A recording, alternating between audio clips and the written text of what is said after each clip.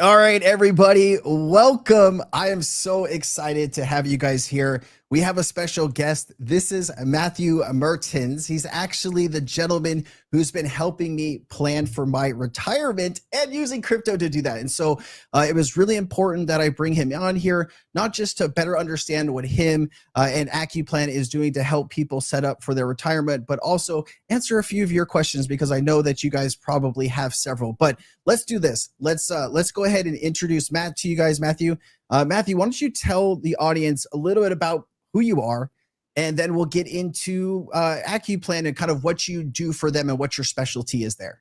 Yeah, sounds great. Thank you so much for having me, Robert, today. Of course. A little bit about myself.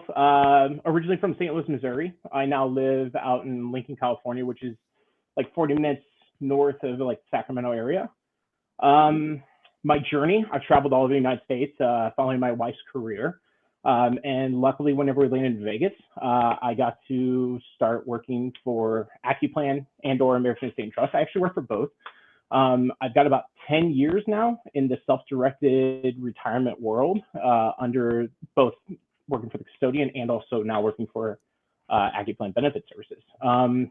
Background, graduated with a marketing degree, but again, moving around and stuff, following my wife's career, obviously had to go and find different places to work and everything. And then obviously when I had the opportunity here, and right before we moved to Sacramento, I definitely wanted to stay on. It was so interesting to be in this environment that I was like, this is what I want to do. So again, 10 years in and loving it, obviously, here with Accuplan.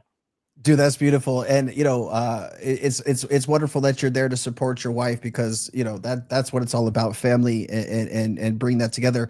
Why don't you tell the audience a little bit about Accuplan? Because obviously I know who you guys are. I've been working with you for the past several weeks, but on a high level, what does Accuplan do, and what are some of the solutions that you guys are offering? Yeah, so we work in self-directed IRA retirement accounts. We also do 401ks and HSAs, but most of all, it's self-directed all the way across the board. What that is for us is more, we're trying to bring retirement out there to everybody, and it's not just doing traditional assets, right? Stocks, mutual funds.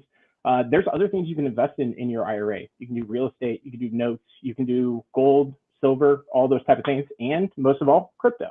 Mm-hmm. So really, it's just trying to educate people on the tax advantages that an IRA actually gives you in this world.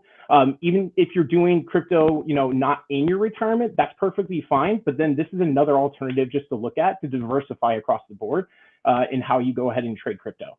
So really, we're looking at doing that type of stuff. And the biggest thing about self-directed IRAs in this world, it's more you are actually the decision maker, which is kind of cool. You're actually making the decision on how you want to go ahead and invest your funds rather than having, an advisor putting in a mutual fund and you're just there, or your normal 401ks. Instead, you're the one that gets to actually go ahead and make that decision on what coins you want to do, any of that type of stuff across the board, which is really cool. I'm interested to know, how long has Accuplan been in the crypto space? Is this something that you guys just thought of? Have you guys been here a while? Why don't you talk us about through that? And then, is cryptocurrency IRAs and the products that you offer, is it popular with your current users? Walk us through some of that information. Yeah, it's definitely a popular thing, obviously, and it's becoming more and more popular. So we probably started in the crypto world in the checkbook area where you kind of buy your own LLC. That's when it started a little bit, probably about 6 years ago. Once that started, AET, or American Estate and Trust, who is our custodian, and us all got together and was like, hey, we should definitely look at, furthering this relationship and seeing if this is something that we want to go into. It opened up a lot more 4 years ago. And then we joined together with Coinbase, built an API along with Coinbase. So everything that you were trading is through Coinbase. We have a partnership through the API with them, right? So really about 4 years ago is when we really, started doing the API and jumped in on this. And, it's been growing ever since.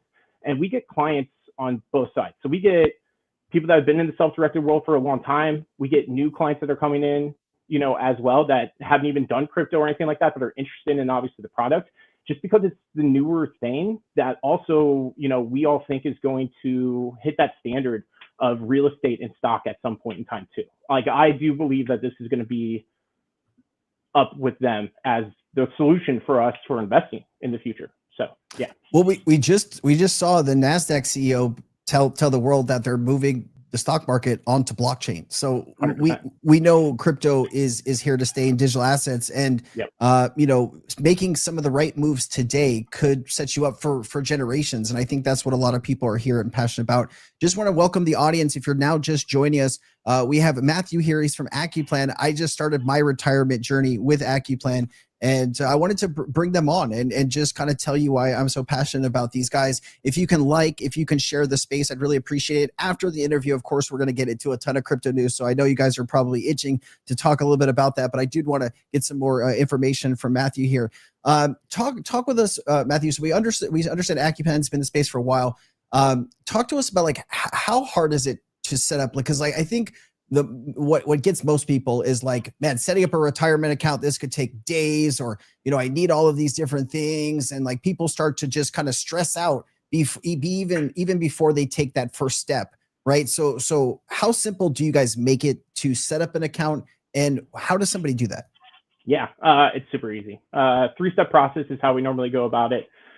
First things is opening your account.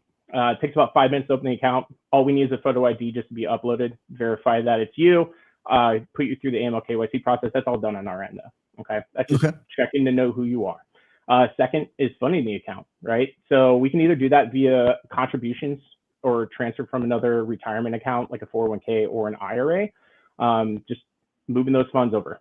We have a full-time support staff that's able to go ahead and assist you with that as well as I'm there to assist you too. And then last but not least, it's trading, right? It's how do I get my investment out there, right? Those are the 3 big items, obviously, that we focus on and try to make as easy as possible. When it comes to trading, as you've already shown yourself when you did your trade, it's super simple. You just go to cryptocurrency, literally put in the crypto that you want to buy, put in the amount, set or submit, and then confirm, and it's there. The platform's open 24 hours a day, 7 days a week. As we are with, Coinbase on their API, and it literally takes seconds for that transaction to happen. So it's just like going on Coinbase and doing it, with them.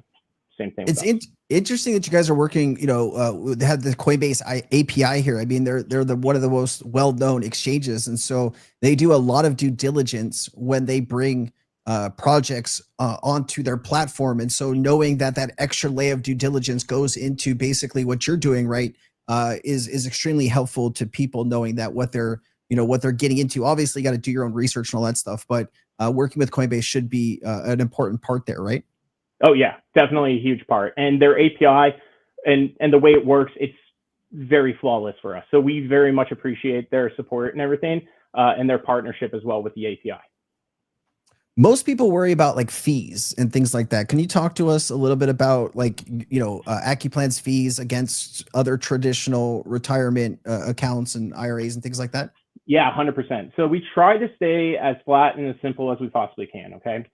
We have a $0 setup fee for the crypto only accounts, right? So this is only for if you're investing in crypto accounts. We obviously have other ways of going about investing in retirement accounts as well. If you want to do that, you're more than welcome to reach out to me and have a discussion on those type of things, those other options like real estate and everything, along with crypto.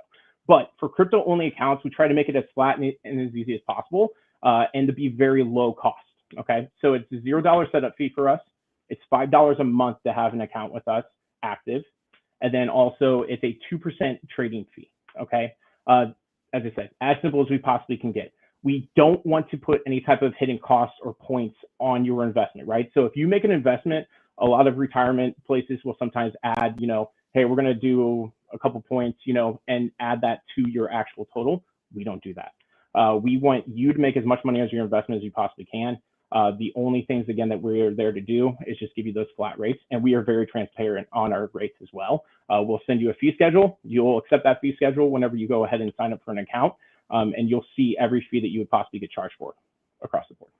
Transparency is really important, especially in the crypto space, because security is a big concern, and people just want to know that their funds are safe, right? So let's talk a little bit about security and how Accuplan protects my funds, right? Now I'm an actual real customer, so Walk us through what steps you guys take or have taken to make sure that my funds will be there no matter what. Yeah, 100%. So, yeah, security is probably one of the biggest things, obviously, in this world. Yeah. One of the best things that we have is our partnership, right? So again, we are partnered and custodian by American Estate and Trust. Okay, they are a licensed custodian out of Nevada. They hold about $10 billion in assets. Okay, and they've been around since 2007. We were one of the first ones to partner with them too. So our company has been around. We were doing like real estate and stuff like that, I think back in like 1985-ish. I wasn't around obviously back then. Yeah, I was one. Right? but in 2007, we made the move that we need to go more into retirement, right? And retirement savings. And our staff had a really good understanding of that as well. So partnering with a custodian like American Estate and Trust was huge. And again, being under a licensed custodian is a massive, massive deal. We're not just a platform. We are, retirement, to be honest with you, is our main goal. The other thing is obviously Coinbase, right? Having that partnership with Coinbase is huge. It is a well-known name across the board. The biggest things is that we have regulated infrastructure, we have insured cold storage, and also we have compliant safeguards behind us. And that to me is the big thing. Yeah, that was one of my first questions to you when we met, right? I was like, if something happens to Accuplan, are my funds safe? And you did a great job kind of going through the things that you just went through. And that made me feel a lot better. Not saying that, nothing's going to happen, but like, you always want to be looking like in case something happens, is everything safe? There was some Slim Jim from the audience said cost, like how much is it to set up an account? Like if somebody wanted to go to Accuplan site today, set up an account, what are their initial fees and costs here? A minimum deposit as well. Yeah, so we do have a minimum deposit requirement. We do ask you to put down $150 just to cover any costs in closing at the end of the day. So 150. 150. Yep. Okay. 150, and that will stay in the account the whole time. Anything above that, you can go ahead and instantly go ahead and start, investing and using. But that's just there just to make sure that if you close your account, then the closing fee is covered, obviously, there. But again, it's zero setup. If you're going to do a crypto-only account with us today, it's a zero setup fee. So we're not going to charge you anything out the gate. $5 a month, again, is the not the annual, but the monthly fee with us. $5. So those are the two, $5 a month. Yep. And then J-Dog says he actually has a 401k. Can he transfer it to Accuplan? And that way, like he can get access to crypto? How does that all work? Yeah, 100%. So you can transfer any 401k into an IRA. That is the tool that you were able to transfer over to. So a lot of people, like if they either have a 401k with a company or something like that, either they get let go or the company allows them to go ahead and do that. So that would be a question that you kind of have to ask, right? Hey, sure, am I allowed to transfer out of my 401k? But if you are able to, you can go directly into a self-directed IRA with those funds. Yes. No, that's great. And I love getting questions from the audience. Not to put you on the spot, but I just wanted to share this. So when I was going through the process, I created an account. It literally took just a few minutes. And then of course it gets to like, how am I going to get money into it? And then of course we have to deal with the Swift system. I wired in some money, and of course there are some checks and things like that. But like I must have called you 4 or 5 different times just to like get a little help in the moment. And do you have caller ID? Because you answered I never had to leave you a voicemail, and I just was like, is your customer service that good? Or like, well, I was kind of like, what's going on here? Because every time I called you, you answered the phone, which is crazy. Yeah, as long as I am, not on a meeting with a client or on the phone with another client, I'm available. So yes, I do try to make myself as available as possible. And again, we have a support staff. They're in-house. That's the other key thing too. So we do have a support staff. So if you're not able to get a hold of me, we have a support staff that is in-house. They work regular business hours, but again, an in-house support staff that is located in Nevada, all US based. We don't outsource anything whatsoever. And their knowledge is just as good as mine across the board too. But I try to answer as much as I can. I mean, you're getting that phone call, you want to be there for your clients across the board. And it's very important to be the face of my clients, obviously, and be there for my clients across the board. Yeah, dude, I was blown away. I mean, I didn't really tell you in the moment, but I was like, that's what's up, because often when you're going through these things, you have questions or random things that come up, and to be able to pick up the phone and get a hold of somebody is as important as, a lot of the other things that you're going with security and all of this stuff. But thank you, man. Yeah. Let's talk about, many investors think about taxes first. Do you have some key advantages, for tax advantages of using like traditional IRAs versus Roth IRAs? Is there any information you can share, or like what would be maybe beneficial, or is that more of like a tax person question? Yeah. So obviously you always want to talk to your CPA whenever it comes to any type of tax whatsoever, right? But Yeah. there are advantages to this, right? So tax advantages are definitely in the retirement world. When it comes to a traditional IRA is usually a pre-tax account or, tax deferred account. Okay. With that, you can go ahead and put or take out tax distributions if you contribute to that account. Always talk to your CPA to make sure that it's right for you to contribute, because there are certain like laws and stuff like that that obviously, could disallow you from doing so. But normally it's pretty simple to contribute. I believe contribution limits right now in 2025 are $7,000 if you are under the age of 50. If you are 50 and above, you can add another $1,000 to that. So it's $8,000 for both a Roth and a traditional account. Okay. So big things to know. And again, so if you're looking for a deduction, that could be a $7,000 or $8,000 deduction that you might be able to find if you're looking at the traditional side. When it comes to a Roth is tax-free. Okay, that's what we consider it, right? You've already paid the tax on it. So anything you're investing in your Roth, in the end of the day, if you pull it out after the 5-year, or there is a 5-year timeline that you have to hold the Roth open for, okay?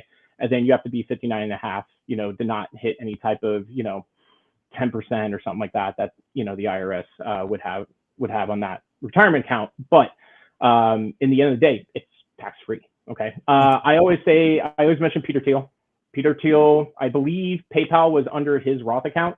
It's like a $1 billion company that literally he does not have to pay any taxes on whatsoever. Look it up. It was a big thing a couple years back.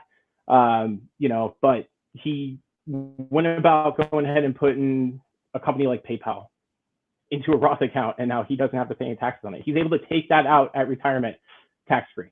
And it's the same thing with that. So myself, I own a Roth account here. I think crypto is definitely something I want to do with my Roth, across the board. I also have traditional as well, but Roth wise, I am, investing in crypto through my Roth account. And then last but not least, capital gains. I know in the crypto world, a lot of people always complain about capital gains taxes. In self-directed world, there's no capital gains tax.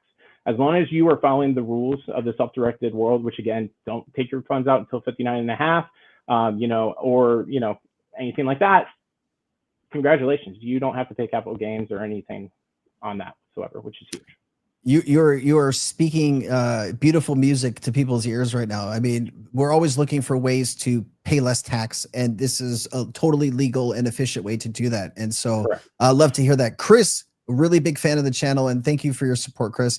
Does Accuplan work with people who are non-resident aliens but have an LLC here in the US? Is that possible?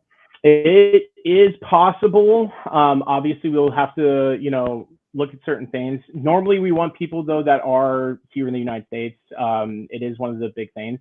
Obviously, reach out to me. My information will obviously be down low below. We can take a look at everything and see if it is something that we can do.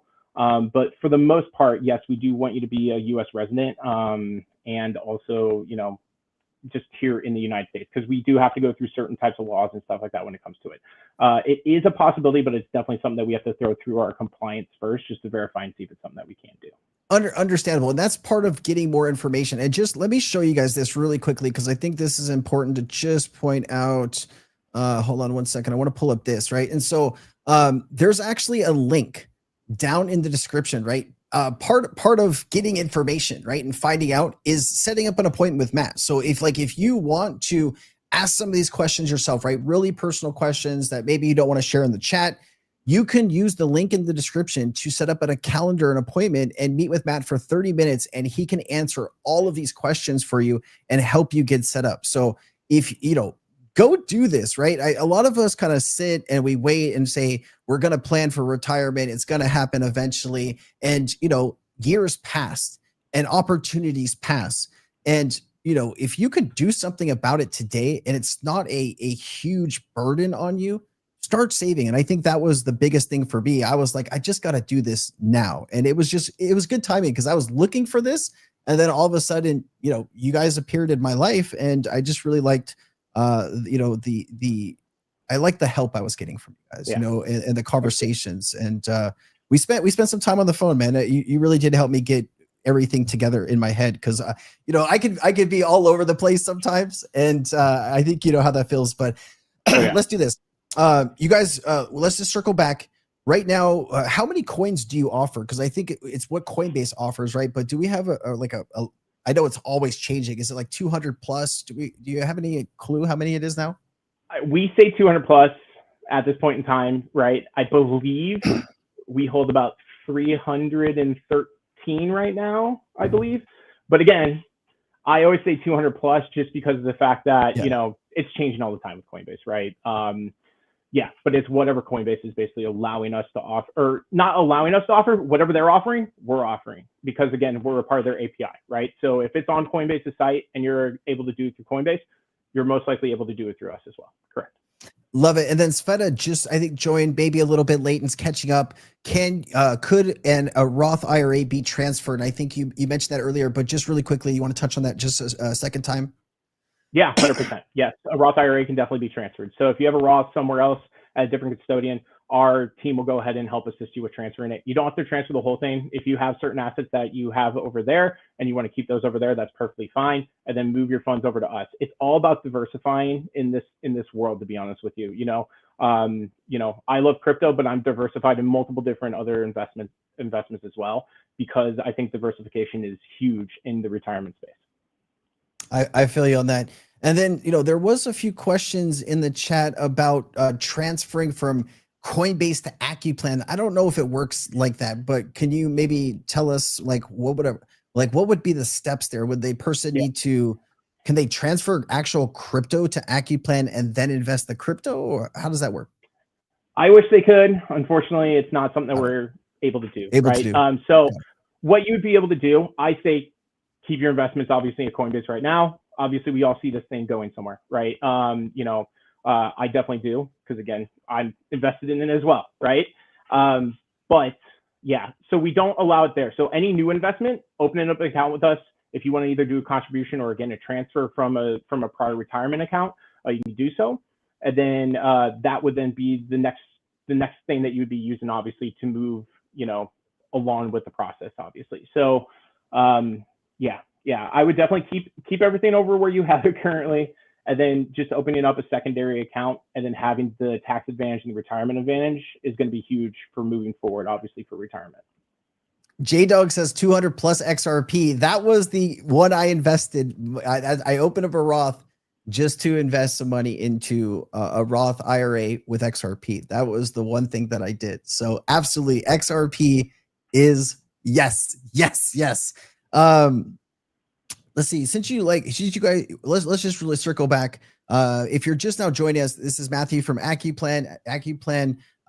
If you're looking to start your retirement journey, this is where I started. So I just wanted to have them on to answer some of your questions live.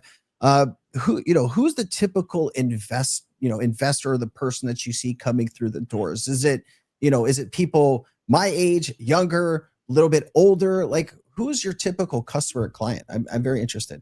Yeah, I see all ages, but for the most part, especially when it comes to retirement world, and I would love to get to the youngers too. You know what I'm saying? The people that are in their 18, 20, early 30s would love for them to obviously see this and be able to, start investing now. You know what I'm saying? That would be the biggest thing for your retirement.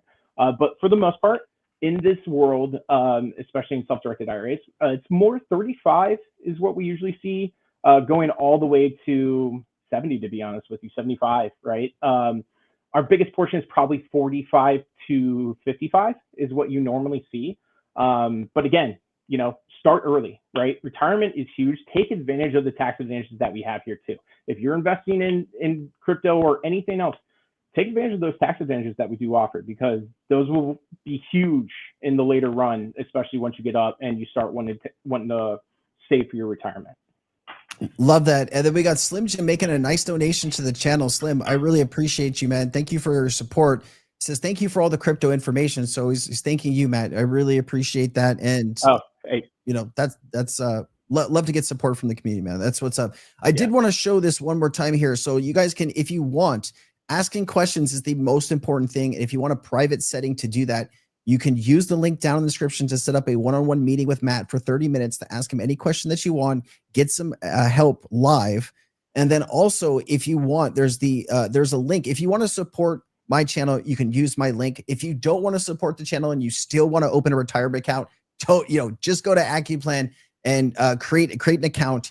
This is the link that I have in the description. Unlock tax-free crypto investing. This is actually where I started. I put in my name. You can actually get a guide here, Crypto SD IRA guide. You want to tell us what's in this guide, Matthew, so people know what they're kind of signing up for here? Yeah, I mean, for the most part, it's a lot. It kind of just explains, the self-directed world and everything as well, and how it works with the crypto. I set up a lot of the guide for people that, number one, have never invested in crypto. So at the start, you'll see a lot of the stuff that talks about, hey, if you haven't invested in crypto, this is what a cryptocurrency is. But after that, it is full of everything that you want to see when it comes to the tax advantages. And again, the type of accounts that you can obviously set up here, the pricing, what our site even kind of looks like, and how to even make an investment we have inside that guide. So you're more than welcome to check it out. It's about 6-7 pages. We try not to make it too long. We just wanted to get a bulk of information there, so you can have an understanding of, what it would be like to go ahead into a self-directed, and why it's so important to diversify between, your personal and also retirement as well. And then I just want to show you when we go down here, the fees, because I know some people may be just joining us late and wondering what the fees are. No setup fees, low monthly costs with a minimum $150 balance. So you just need to keep a $150 balance, and you're looking at $5 a month. Average competitor roughly around $30. And this is just the crypto site. Just want to be transparent with you guys. This is the crypto site. I want to show you their main site. This is their main site.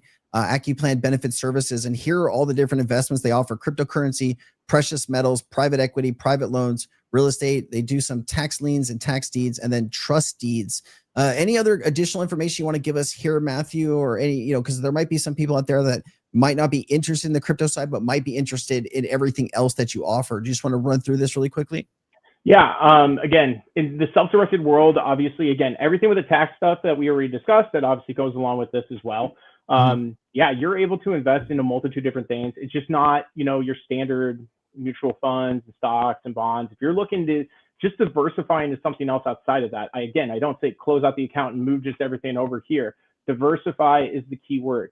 Then obviously we offer a lot of other products that people just don't even know about, that they can even invest in with their retirement. It's definitely a huge source, to go to and be able to go ahead and diversify your funds into. If you are looking to do that as well, you'll see the sign up at the top. If you're looking to do the crypto only, though, for the crypto only pricing, make sure that you go to the unlock page that has that crypto only pricing on there. Outside that, the normal self-directed IRA pricing for us is about $350 with a $50 setup fee, and you have to hold a $325 if you want everything, which means you want to do crypto, you want to do gold, and you want to do real estate. That would be the normal cost for us. Still very low in this market, but yeah, that would be the normal cost when it comes to a full self-directed IRA account. And you guys have a lot of customers. 1.5 billion under management, 25 years experience with all of your, all of the stuff that you're doing, 10,000 active accounts online. So you're not, it's not a very small business. You guys got a lot of stuff going on. Let's do this.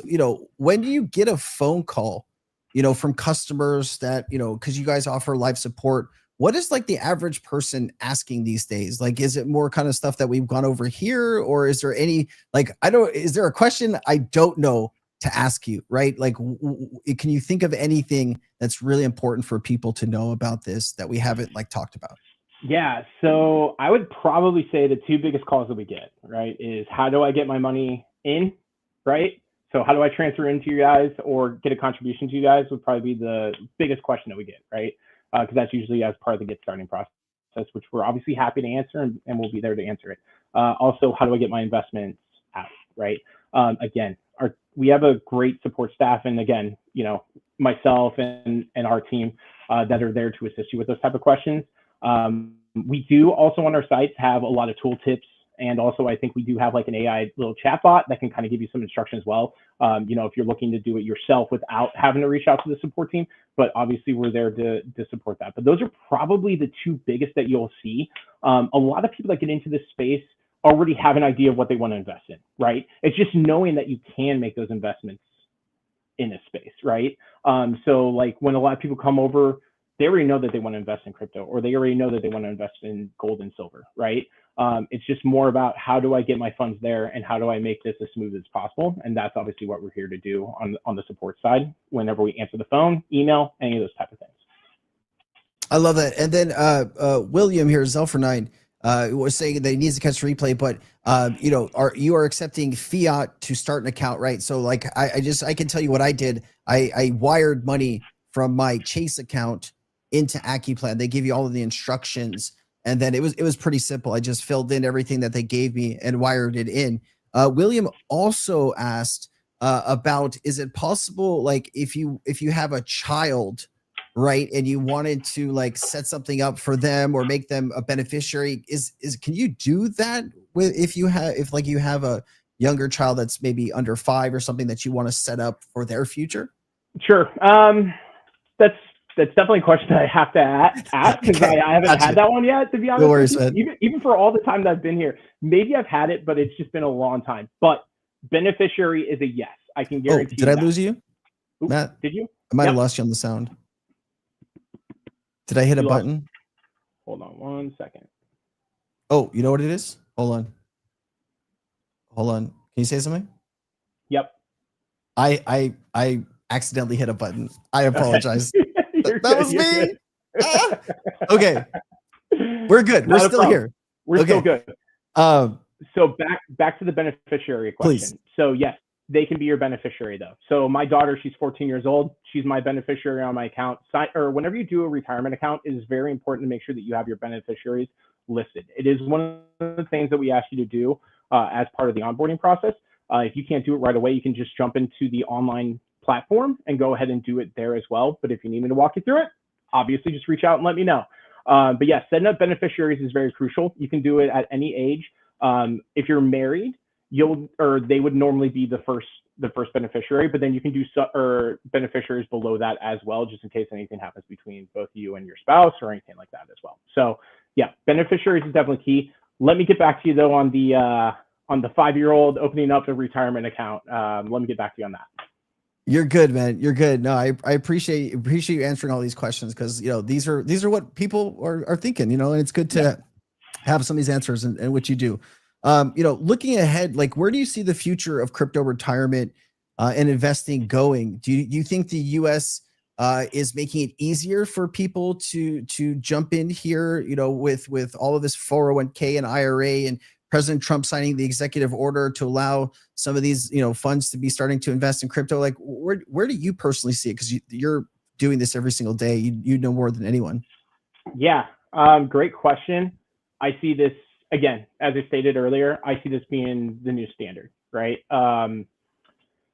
Stocks, real estate, we've always known that those are the ones, right? Those have always been the big boys, and I see crypto getting up there sooner than later too, which excites me a lot, right? Because again, I'm invested in it. I love it. Like it's one of those things that I follow and I very much enjoy investing in. Yeah, I see it hitting the standards. I think with how we are moving forward with it, I think that, it can only just continue to grow, and it's not stopping at any point in time, I believe, right? So, and then I also see huge things with the utility and stuff like that, a lot of people don't even, really even I mean, I think a lot of people on your channel do, but a lot of people don't even think about that, right? Thank you. Yeah, 100%. So it's to me, it's definitely going to be the standard, across the board. And it's going to definitely be competing with stocks and real estate for the future and ongoing. Yeah, 100%. Yeah, it's part of my long-term strategy. And I think that's huge, the state that I'm investing in it. It's a part of my long-term strategy in the field that I currently work in. Right. So yeah. Are you XRP Army? I mean, where would you? Yeah, I have yeah. some. Yeah, All right. I definitely. Yeah, I own. You To don't got say to how say how much? much. Okay, No, you okay, never say okay, how much. okay, okay. No, Yes, I do. just I that's do. I your do. name. Yeah. Yes, 100%. Yeah, it was one of the earlier ones. I think what they do in the utility is could be a game changer. To be honest with you. Yeah. Yeah. See, and this is why I like mine even more. All right, let's do this. Is there any other questions from the audience that we could get and for Matthew to answer? Matthew, is there anything that we haven't covered yet? As I go to the audience for any other kind of follow up questions, have we kind of gone through the full gambit? Is there anything we're missing? You tell me. Yeah, I don't think that we missed anything. The biggest thing about this, again, that I'll state, just as like a close or not a closing, but soon or close closing. It's a self-directed account. Like it's under your control. And again, to me, that is the coolest thing about this entire process, right? Is that I'm actually the one that gets to make the decisions on how I want to invest my money. And I'm choosing to do it through crypto, right? So I think just having that access and having that control and gives me the autonomy to actually do stuff with my own retirement, which is pretty awesome, to be honest with you. But yeah, that's pretty much it.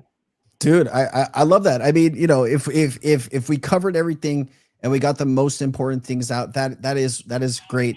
Let's do this, guys.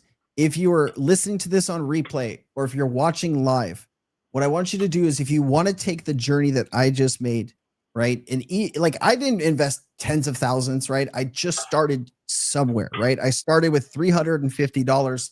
And I'm going to be adding on to that. I was talking to my wife, and she says we need to be adding on to it. So now that I've gotten down this road, I'm really excited to see where the future takes us. Being able to invest in XRP and these types of things towards my retirement is going to be super helpful down the line. I want to go ahead and provide the link once again. It is in the description. If you have any questions, set up that one-on-one with Matt. Get your questions answered. Their team is there to help you. And join in, man. Let's start saving for our retirement today. And really, thankful that you were able to spend this time with us, Matt, to enlighten us about, saving for our future. I think that is the most important thing. We all have maybe kids or future plans of kids. We want to make sure that they are taken care of. And this is probably one of the best ways to do that. I appreciate you and the president of Accuplan and just being able to give us this time to come in and answer these questions. And man, let's keep rocking and rolling, dude. I really appreciate you. Yeah. Hey, thank you. Thank you to all your followers, and thank you for everybody for giving me the, time and everything to come on this live today. I really do appreciate it. Yeah, this is awesome. Dude, love that. I'm trying to see what your scarves are above you. Is it soccer or you? Yeah, it's a lot of soccer. So if you're not a Man U supporter, that's okay. Don't hate me, but Man U is covered right over there. That's my hometown, St. Louis. Sacramento's right there, and then a couple other St. Louis, then USA Soccer. So big follower on soccer. Hockey's the other one too. I'm a huge hockey fan. I'm a St. Louis Blues fan. So again, don't hate me for being a Blues fan or anything like that. Just love the sports. Yeah, I mean, yeah, those are my, I don't know, big reveals. I love having them in the background. It starts conversation a lot of times when I have great people on the phone and stuff. So it's very nice to, just show that support and stuff like that. And then, start conversations. I like it. Dude, we did have somebody ask, is it just US or is there any international? I think it's just US right now, right? Yeah, mainly we're US. So we have to go through certain types of, KYC, AML. Yeah, AML KYC is the big one, and it's a US-based thing for us. Yeah. So we have to check your ID, or you'll upload your ID to us. Basically, we'll just verify, the address and stuff like that that's on there, just to make sure that you're a known person, obviously here in the US. So yeah, it is mainly US though. Yeah. Yeah, I mean, and that's what you need to do across the board with anything when you're dealing with these types of things, right? I think people like, just a fun story. I've been doing physical therapy. I had surgery on my hip at the beginning of the year, and my physical therapist, she knows that I am a crypto YouTuber. And so we talk about XRP, she asked me about it, and she just started to invest in XRP, because of our conversations. And she was like, well, when I opened an account, they asked for my ID and my address and all of this stuff. And I said, yeah, that's they want to know kind of who you are, where the money's coming from. And so this is the normal thing that we are doing now when you're getting into these types of things. So I just, it's everyday business. Yeah, it's part of the normal process, right? They just want to make sure that you're not doing anything fraudulent or doing anything, you know what I'm saying, stealing or anything like that, right? So we're just making sure. And that's basically it, right? Beautiful, man. All right. Well, I appreciate you, Matthew. Thank you so much for joining us. Thank you for giving us all this information, and looking forward to following up with you, man. Yeah, sounds great. Hey, thanks so much. Thanks again to your audience, and you guys have a great rest of your day. All right. Ciao, ciao. Thanks, dude. Ciao. All right. That was Matthew from Accuplan. You know, it's one thing to like work with a business on and talking about what they're doing, but it's another thing when I personally am doing it along with you. And I think it kind of speaks highly of my experience dealing with Accuplan and Matthew directly.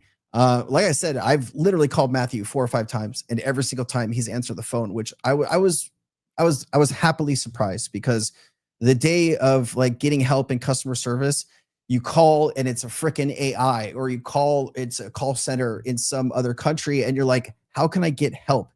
And I never experienced any of that. It was always right on point, man. And that's beautiful thing. So appreciate you guys going through that, asking some great questions. Love to have that. And not just Accuplan here for retirement. I am talking with a tax expert company. I'm going to have them come at the end of the month to answer any of your tax questions for tax benefits. So I'm trying to get, because all of these things are very important. It's one thing to just talk about crypto and information and these things, but also like what kind of plans are we making for our retirement, and also how can we save the most money? And I think bringing these professionals on to not only answer your questions, but also to highlight what these people offer, I think is super, super important. So appreciate everyone, guys. Like if you want to support the channel, if you want to support your own retirement, go open an account at Accuplan, and let's rock and roll, guys. Great to see everybody. Ariana's in the house. Slim Jim is in the house. Thank you so much, guys. Just want to say what's up to Christopher. Always great to see you, brother. What's up, dude? J-Dog's in the house.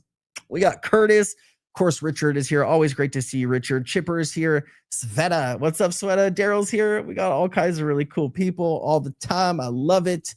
Thanks for asking such great questions, guys. I can always count on you to just keep it going, man. Really appreciate that. All right. This was one of the most bullish speeches that I have heard from a politician about crypto. Are you ready to listen to this? Check this out. It's an honor to work with GT, French, Angie, Don, Brian, and so many others on something that's real. It's sometimes hard to separate the real from the fake in this town. That's certainly true for digital assets. NFTs, meme coins, these generate tremendous attention, and they can pull our gaze away from what really matters. Here's what matters. Blockchain technology.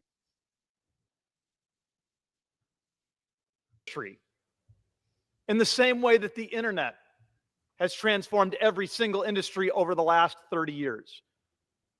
And that transformation will happen much faster than people realize.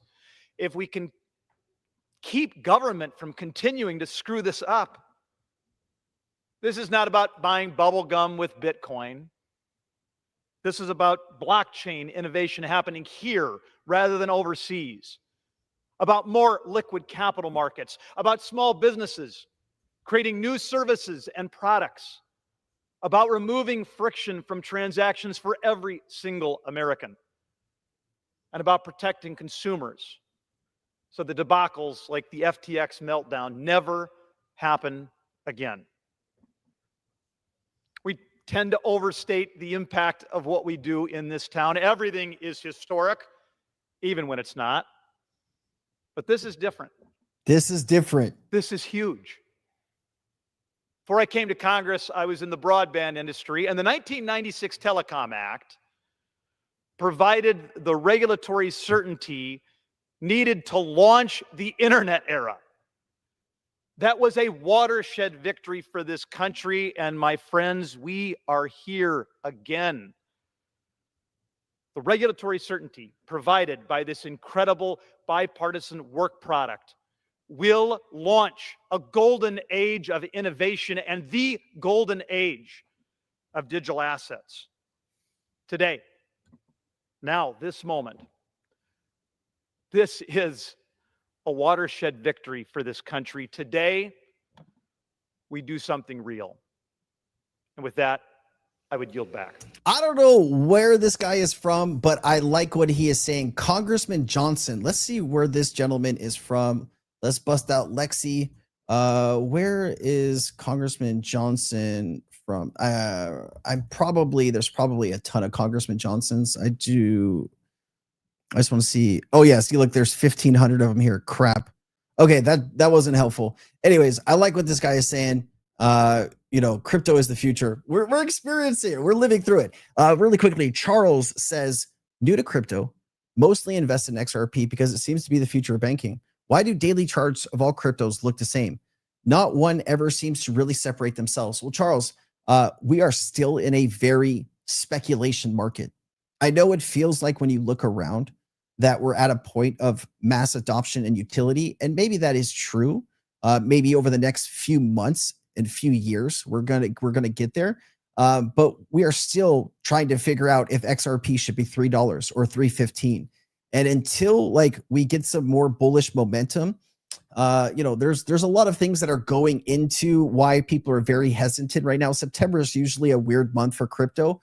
October, November, December should be banger months for the industry, and we'll just have to cross that bridge when we get to it. I did see Thomas Monk saying, I watch your videos every day. Thomas, I just want to say thank you, man. I really appreciate your support. I hope you're learning. I hope you're growing, and it's an honor to be on this journey with you, man. It really is. Thank you.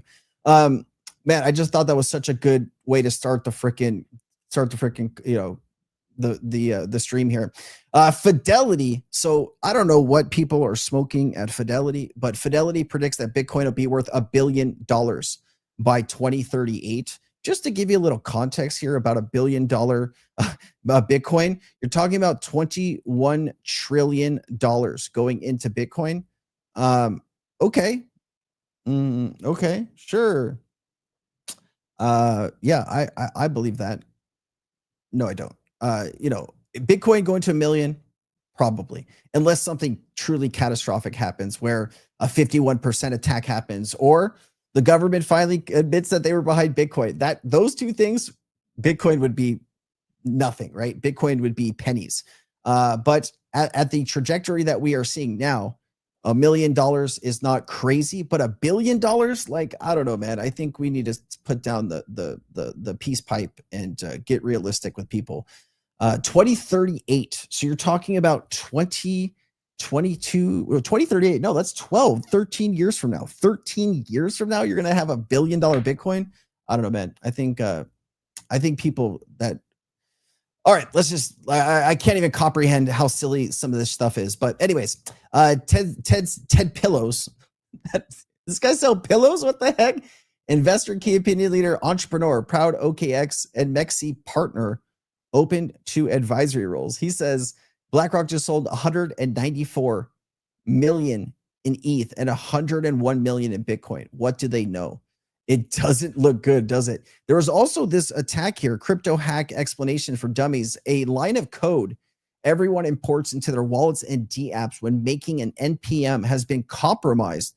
So they switch receipts on the transaction. Even dumber version, think of an NPM like a giant store of Lego blocks. Programmers all over the world go and grab Lego pieces, which are code packages, to build their apps and websites. Now imagine a sneaky thief breaks into the toy store and secretly replaces some Lego blocks with ones that look the same on the outside, but have a teeny bomb hidden on the inside. When kids take these blocks home and build them, the bombs go off and break down their castles. That's what happened here. NPM is the store. The hacker got into a trusted toy maker's account.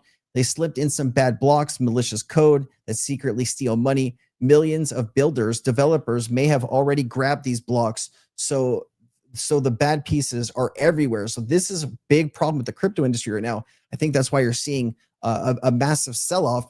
Also, the economic data coming out of the US is absolutely god awful. And we're going to talk about that here in just a little bit. Let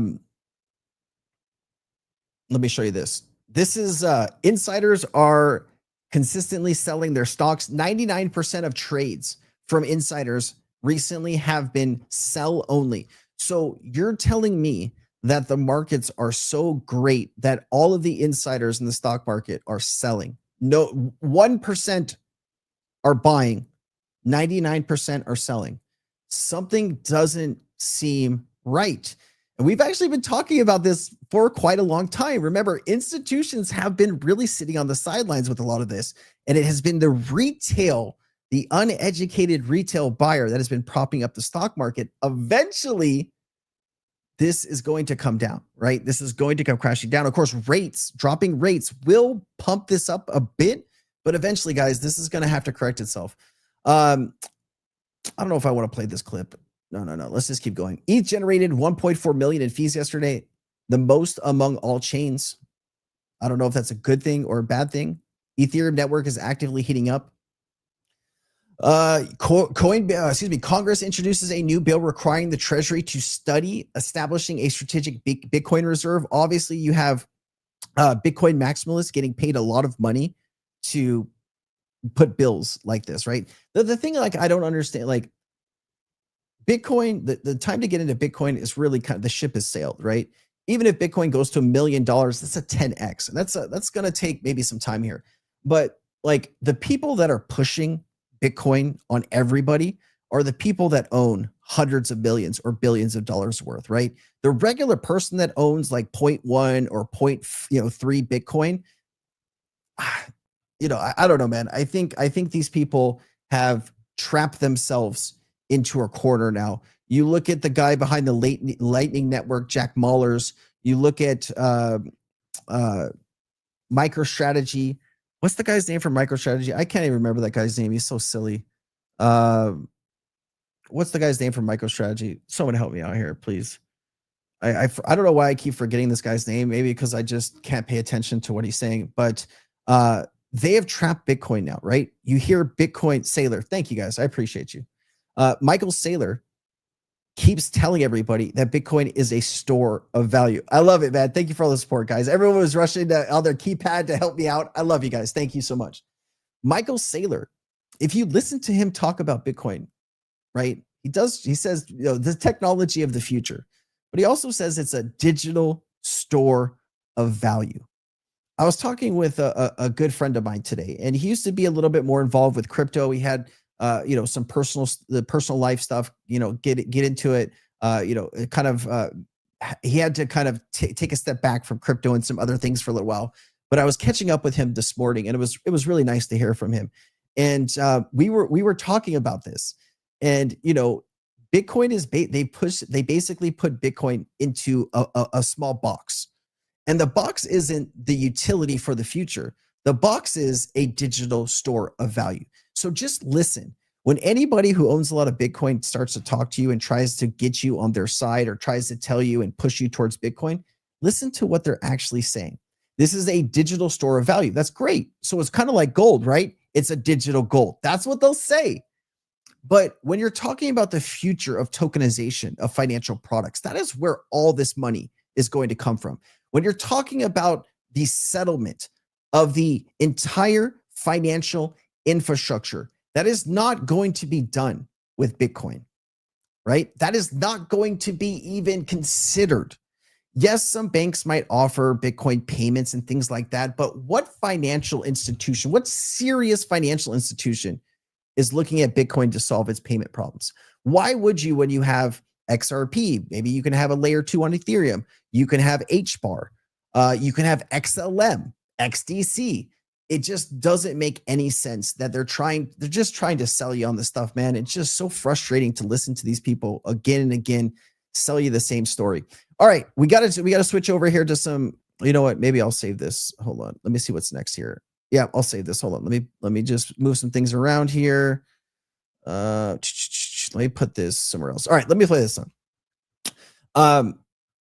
The US, like here, we just talked about the stockpile here. We talked about this strategic Bitcoin reserve, US digital asset stockpile. And I did see this clip that I did put in one of my videos. I want to just play it, talk with you about this. Well, countries have been stockpiling commodities since the beginning of time. And today, major economies stockpile everything from soybeans to pork to copper, and of course, precious metals like gold and silver, and of course, energy materials such as petroleum. So stockpiling analog commodities, commodities that are natural commodities that come out of the ground, is very commonplace. What we're now talking about is stockpiling the world's first digital commodity, which is what Bitcoin is. And it's just really applying that same process of stockpiling natural commodities to now stockpiling digital commodities. So I don't find that far-fetched. Countries stockpile commodities for all sorts of reasons, both for domestic use, but also to control international prices. Countries stockpile gold to affect the world gold price. They stockpile petroleum to affect the world oil price. And doesn't surprise me that countries would seek, including the United States, to stockpile Bitcoin in order both to provide resources for domestic use, but more importantly, hold on. Listen to this load of crap. Hold on, right here. Bitcoin in order both to provide.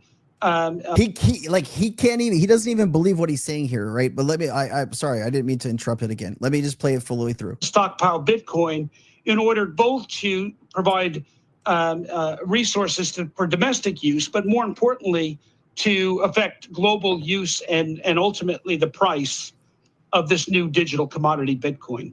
All right, can anybody in the audience tell me what that means? Use Bitcoin for domestic use. Does anybody have an idea? I don't even think that guy knows what he's talking about here, right? Because I think he's just trying to throw something up in the air and hopefully it lands home. But you see what I'm saying? Like, he didn't have a real good solution here why the US is going to buy Bitcoin. Okay, are you buying it just as a store of value? If that's the case, why wouldn't you buy XRP instead, right? Like, that is my argument. Because if you're just looking at a store of value, great, okay. But if you're looking for a store of value and an actual asset that you can do settlement with, like, imagine the US government having their own version of on-demand liquidity, where their financial system is using XRP as a bridge asset, creating a US dollar stablecoin on the XRP ledger that could be interconnected with every other currency on the XRP ledger. Like, it just baffles me how absurd some of this stuff is coming from some of these people, right? And these are the people that the president is listening to. This is the problem. They're like, these people have convinced Trump that Bitcoin is the solution when we know Bitcoin is just, it's a store of value. Like, that's it, man. It doesn't get any better than that. All right. And just to give you some more information, because I was really interested in this stuff and I figured, if I'm interested in it, maybe you're going to find some love here too. So what is in the US strategic stockpile right now? So you got Strategic Petroleum Reserve, holds crude oil. You remember when we had a kind of a shortage, we dip into the petroleum reserves. Strategic National Stockpile, antibodies, ventilators, these types of things, antidotes. You got the National Defense Stockpile, maintains strategic materials such as rare earth elements, cobalt, gallium, gurnate. I can't even say this word, man. But anyways, rare earths, specialty or recent additions. Talking about, I probably can't say this on YouTube, but all good. You got just different things the US is interested in holding in reserves in case of emergencies, and crypto's not going to be any different. All right, Nate Garossi says, behold my 2025 ETF predictions. Either VOO, IVV, or both will chop fees. The year of crypto ETFs, private equity ETFs will have to wait. 351 exchanges go mainstream. A leveraged single stock ETF implodes. So Nate Garossi is dropping a lot of hints on where he thinks this is all going. I thought this was interesting. XRP now weighted 14%. In April 2022, XRP wasn't even weighted. You're going to see these Bitcoin, Ethereum numbers come down more and more, lock in. Very interesting. As you're seeing new money come into the crypto space, is it going to be Bitcoin? Is it going to be Ether? I think as more people start to understand digital assets and the solutions that they can provide, they're going to start questioning, like, what is Bitcoin's actual use here? Like, who is actually using this on a massive scale for anything, right? Settlement, tokenization, just a store of value, right? So like, what bit gold? I don't know, man. Anyways, let me just segue out of this because these people frustrate me. This was the big news of the week. All right. If you missed this, I just recorded a video earlier today. It's going to come out tomorrow. I wanted to gather more information. I know everybody rushed to get their video about this out, but I just wanted to take a minute to fully kind of digest all of this information to better understand it. And then like I had one of the most fun recordings earlier today when I put this video together, and I'll show you a little bit of what's in the video. Okay. So here is the CEO of the NASDAQ. And yes, she is going to be at Ripple Swell. So, so this morning we announced that we're going to be bringing tokenization into our markets. So making sure that equities are tokenized and traded on market, in the markets, not in a side sleeve, but actually in the core markets. So the eventual goal, or is it today? 24/7, 365 equities, just let it rip constantly. I mean, I think we are all moving in that direction. We announced several months ago that we're moving to 24/5. So we're 24/5 moving that way. So Saturday and Sunday, not for equities yet. I think that, we have to, we're walking before we run. But I think that getting to 24/5 is a major advancement for the US equities markets. And then on top of that, now with tokenization, if we can introduce that also into the markets, it allows us to really think about streamlining the post-trade processing, bringing and modernizing elements of the markets that have a lot of friction. We are hyper resilient and we're hyper scaled. We manage, like today, we had 95 billion messages come into our systems today. And we had a median, return time of 20 microseconds from order to trade. We handle like 3 million messages a second. It's hugely scaled. But then at the same time, once that trade occurs, there's a different process. And then the post-trade process, as we know, is an area where tokenization really shines. And really cutting down the friction, managing capital flows across the global ecosystem, and really bringing that capability into the markets is going to be the next. I'm sure to get your reaction to this. There's this very famous curve, which is like you get this early font of insanity, and then listen to this. Listen to this. This guy is on the stage with the CEO of the NASDAQ. Listen to what he's about to say here, because it's about to hit home. There's the trough of disillusionment, and then you grow through. And does it seem like crypto is actually in blockchain? It's finally real. It's like there's real companies doing real things, stable coins, what Sachs did with the Genius Act. Well, I actually want to point to that because, honestly, having regulators who want to work on bringing it into the mainstream and want to create the rules of the road is such a refreshing thing, because I think that it allows us all to understand how we can operate within a world where there are tenets of investor protection. The technology is going to have things we can and can't do, but also being forward thinking and forward leaning and how the technology is going to be applied is going to be critical. So we're very excited about the fact that we finally have this convergence of regulation between the traditional markets, the digital markets. How do we bring it all together to frankly advance all markets? Listen, I know sometimes we get a little weird here with, the crypto industry and policy and this stuff, but the crypto industry would not be where it is right now without Trump's policies, his administration's policy on the crypto space. Just want to blatantly point that out.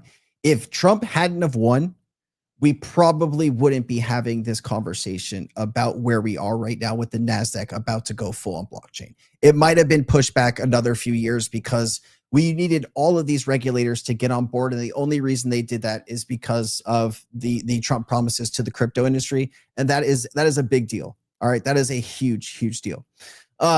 Really quickly there, she was talking about 24/7 trading, but not on the weekends. Bankers need their weekends, man. They got to go to Aspen. They got to go on vacation, right? They can't be working Saturday, Sunday. I'd imagine that sooner or later, these systems will be 24/7, 365, but right now they're going to be 24/7, 5 days a week. All right. Here's some additional context information if you wanted to, this is the rabbit hole that I was going down earlier. Okay, check this out.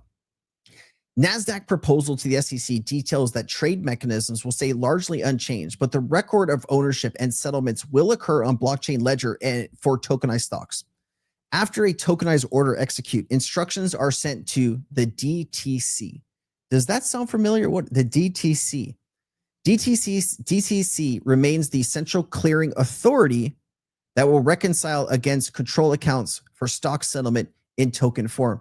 The settlement approach aims to deliver shareholder rights, compliance, transparency, all of that good stuff. It does talk about NASDAQ has not publicly named a single blockchain, whether Ethereum, XRP Ledger, or private DLT. But I also wanted to get into some information. The DTC is the Depository Trust Company. Now, you remember the DTCC. It's the same thing that we're talking about here. Okay, check this out. The DTCC, I'm so used to saying DTCC. The DTC securely holds and records ownership of securities such as stocks, bonds, or other financial instruments in electronic form, replacing physical stock certificates with book entry transfers. It acts as a clearing house, processing trade settlements and transfers for brokerages, banks, and other financial institutions. The DTC supports efficiency and risk reduction by automating daily settlements and enabling instant electronic bank. The DTC is registered clearing agency of the U.S. Securities and Exchange Commission and a member of the U.S. Federal Reserve. Also got some other information here. Hold on, let me see. Oh no, this is not what I wanted to go. Okay, NASDAQ, listen to this. NASDAQ and the DTCC are deeply interconnected.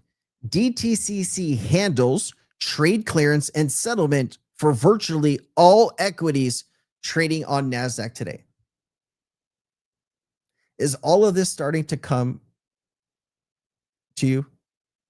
If you've watched any of my content on the DTCC, the Depository Trust Clearing Corporation, they're the NASDAQ, which is the stock market that is going to be tokenized. What? Let me just show you, man. I can't. Why am I going to do this here? Right? We know Ripple and Stellar gained strategic access to DTCC's 2.5 quadrillion settlement network via security acquisition. Remember this clip? You remember this clip? 30 to 50 trillion, all on XRP, all trading on RTX. Here we go. Find my original projections, but the total market is 1.4 quadrillion, everything that's ever out there. And if you start looking across any of those asset classes, they're all starting to move on chain already. And the ease with which we've seen people interested in money market funds, tokenized treasuries, and those types of instruments, the support for stable coins.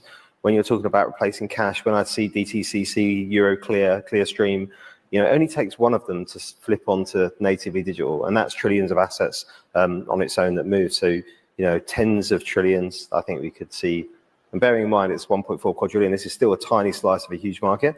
30 to 50 trillion, all on XRP, all trading on RTX. All right. Do you guys see where this is all going? Right? I made a video earlier today where I took this research and I gave you a whole lot more context, right? I gave you a lot more, what I showed, part of what I showed was the patent, right?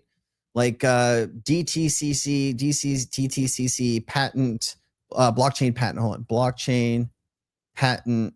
Like we already have all this information. This shouldn't be a surprise to anybody, right? Where is it? Oh yeah. Also, remember that hidden roads connected to the DTCC? Get out of here. No way, right? Another Ripple connection to the DTCC? Give me a break, man. You guys are crazy. Y'all are crazy. Man. Wait, that's not what I want. Man, I could have actually made this video a little bit more juicy. Check this out. DTCC patent explicitly names XRP and XLM as compatible networks within its modular bridge architecture for liquidity and tokenization.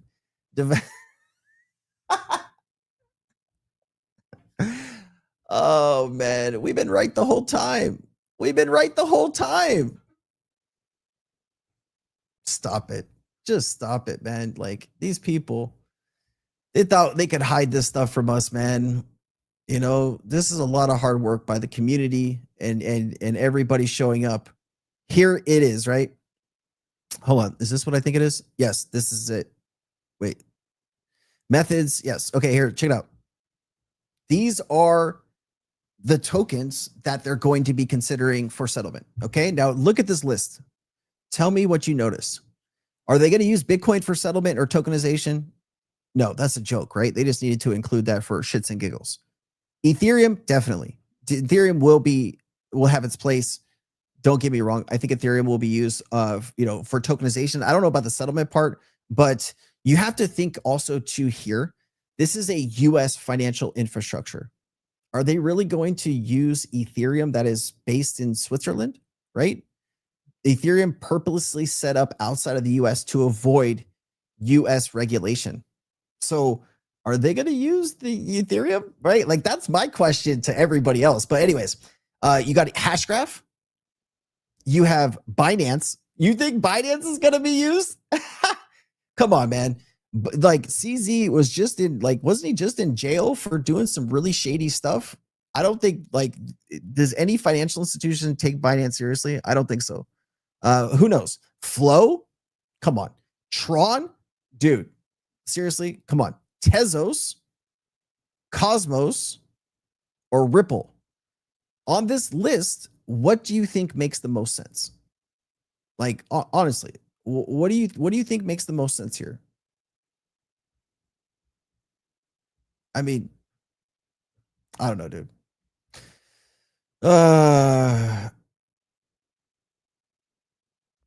Jake Claver said, take all your crypto and transfer it to Ledger. The next day it got hacked. Ledger got hacked? I don't think so, man. I don't think Ledger got hacked, dude.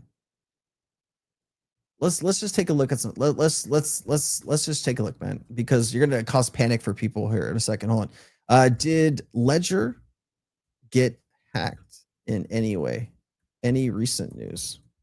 Because I didn't see that, man. Because I have XRP on, I have some XRP on a Ledger.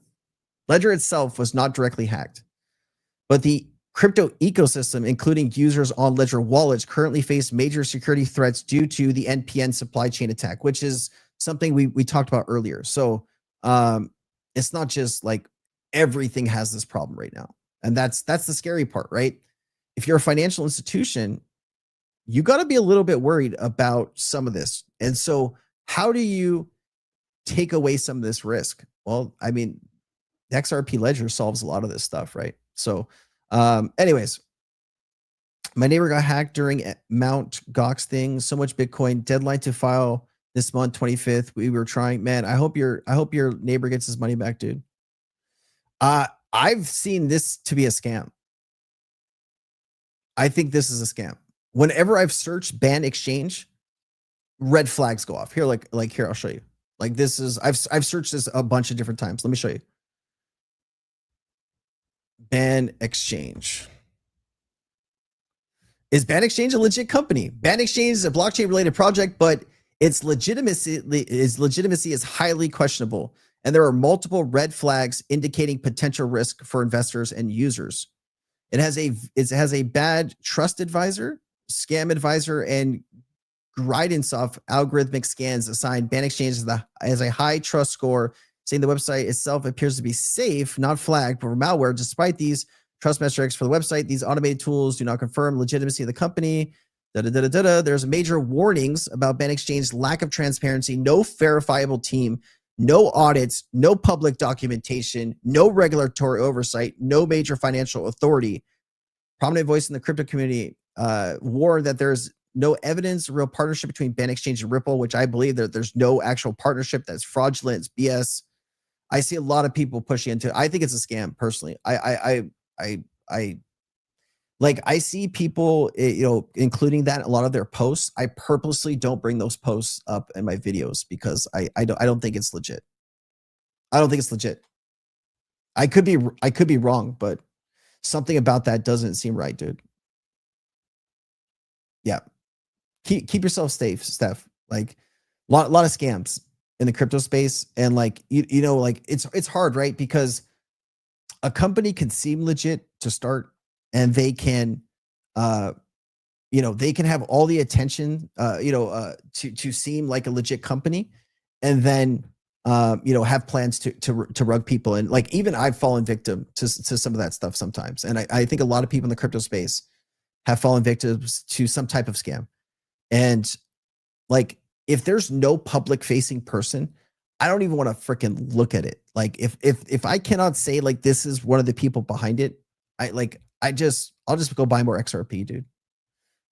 Or I don't know if Steph, if you're a man or woman, but I appreciate you being here. You can connect your Zaman wallet to view your tokens. I don't use trade. Zaman does have all the XRP memes. Yeah, Zaman's a good wallet.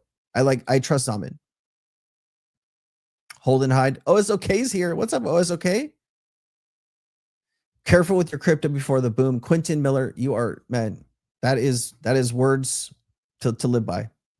Okay, I did want to show you this too, because we were talking about the DTCC, right? And I did find this interesting. Have you heard of RMF, Risk Mitigation Framework? I've never heard of this. I just found this today. RMF is being developed to help financial institutions manage non-financial risks tied to blockchain infrastructures, particularly public blockchains. It's led by a consortium of industry players, including Ripple, Hedera, the DTCC, Euroclear, Cardano Foundation, Clearstream, AVEX, and Oliver Wyman.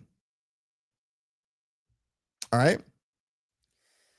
It talks about phased rollouts here, and I get into this in the video that I made that's coming out tomorrow. But expansion to layer 2s, custody and feedback integration, initial publication focused on risk taxonomy for public infrastructures, extend native crypto assets, benchmarks, framework against real world use cases. Like, you see these companies here? These are the companies that are going to be involved with moving trillions of dollars. This is where it's at. All right. If it was Bitcoin, if it was Ethereum, wouldn't they be a part of this? I mean, I'm just talking out loud here. It's just I don't know, kind of crazy stuff, man. Ripple, Hedera, Cardano.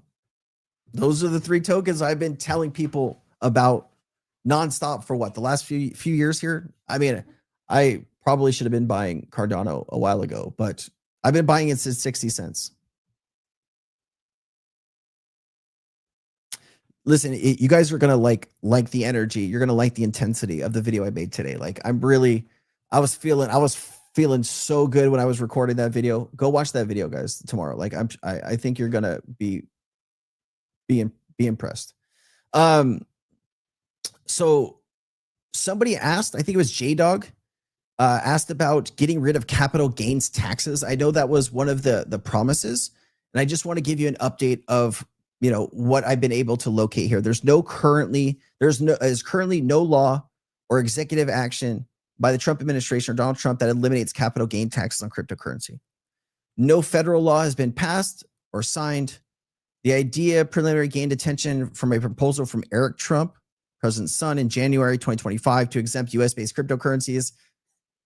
Of course it came from Eric, right? Dad, I'm making billions in the crypto space. I don't want to pay taxes. Can we do something about this? Interesting, right? It's interesting. Hey, all good though. You know, it is what it is. I've accepted some of this at this point. Anyways, let's talk a little bit about some, you know, people are like wondering why the market's in the red today. Let's get into the reason why the market's in the red. Okay.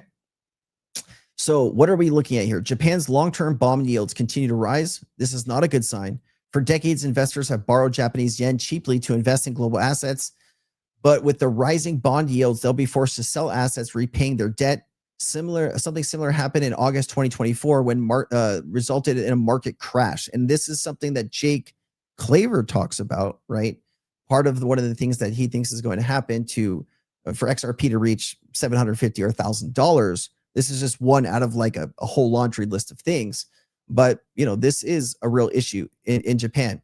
All right. I did see this clip here. I tried to verify this information. I couldn't. Let me just play this. But I'm really happy when you see almost $17 trillion will be invested in this country over the next few months, actually. We started from the day we came in. November 5th was a big day. It was Liberation Day in a lot of different ways. It's a lot of different forms of liberation. But what we really have is something that I don't think any country has ever had. We're going to have over 17 trillion, and that number is going to go much higher than that, invested in our country, and is being invested right now as we. All right, 17 trillion was the number he said. I asked, could we fact check this claim of 17 trillion? The claim that 17 trillion would be invested into America is not supported by any real current evidence. This figure appears to be a significant exaggeration based on campaign-style announcements. Future pledges are unclear, accounting for overlapping of pre-existing investments, so including some of the stuff that was already been talked about being invested before Trump got into office. The most credible sources and fact checkers say that the number is right around 2 to 5 trillion, including both U.S. and foreign company commitments. So this is including our own investments that we were already going to do. The White House published a list of investments, but these often include projects announced before Trump took office or already underway during the prior administration. So nothing like taking credit for your predecessor stuff. Many headlines and official statements float over increasing numbers, but no one independently verified anywhere close to 17 trillion. I just want to break down where this money is coming from or supposedly coming from. Qatar's promised 1.2 trillion. The UAE has promised 1.4 trillion. Japan, it says 1 trillion. The breakdown of pledges shows large announcements from foreign governments who have indicated interest in U.S. technology, manufacturing, energy, and automotive sectors. However, a significant portion of these supposed investments are either not legally binding, aspirational, or projected over a decade or more, so not in the next few weeks or not even close to the next few months. I took this a step further and I asked, how much of the money is actually being invested, though, or is it all just promises at a later date? Obviously, it's all promises. The overwhelming majority of 17 trillion figure consists of investments, promises, and pledges, long-term projections. Only a fraction of the trillion-dollar claims are verified as actively invested in capital. Most numbers represent multi-year announcements and future plans. I also wanted to ask, what happens if a country doesn't follow through? If a country does not follow through on its investment or promises to the United States, there's generally no direct legal penalties because most such pledges are not binding, political or aspirational, rather than formal contracts. However, there can be diplomatic, economic. So, I don't know, take that information how you want to take it, but that is the facts and that is what is happening. You also have U.S. tariff revenue surge, a record $30 billion in August, the 6th consecutive monthly increase. Tariff revenues averaged $7 billion a month before new tariffs began, meaning $23 billion additional. 86% of tariffs are paid by U.S. companies and U.S. citizens, people living in the United States. 86% of this money is paid by U.S. companies or us. So you start to wonder if they're going to raise $300 billion. That is 86% of $300 billion is 250. What is that? $248 billion, give or take.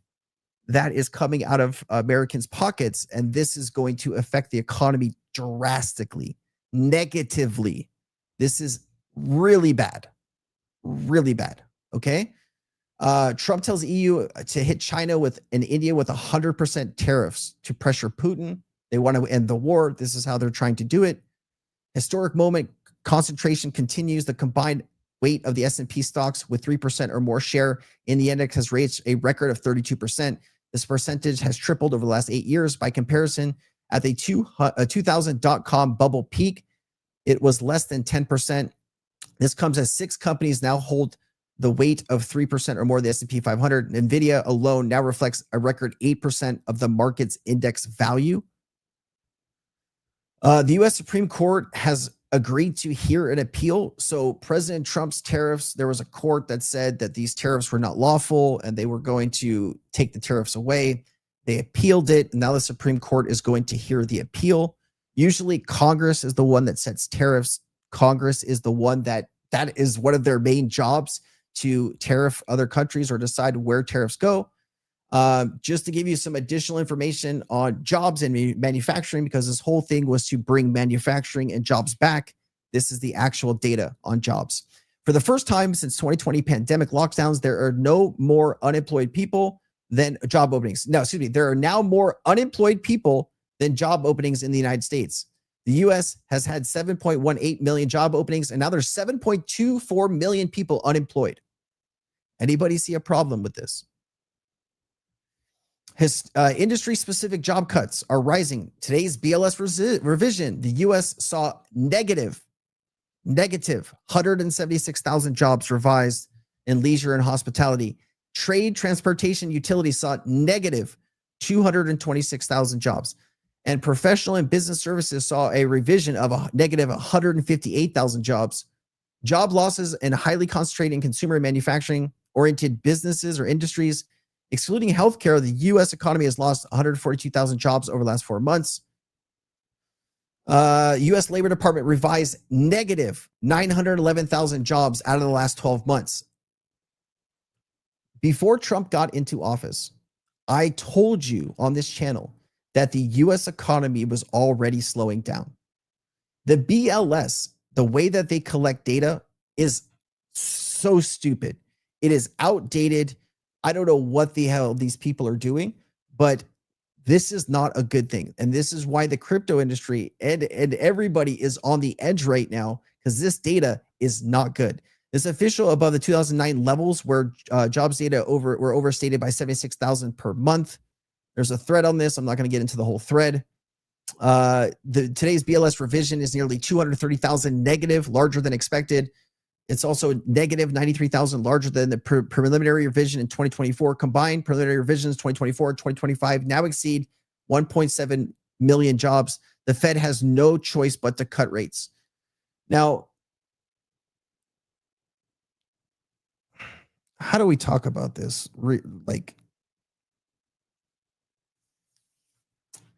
Eventually, this is all going to catch up to us, right?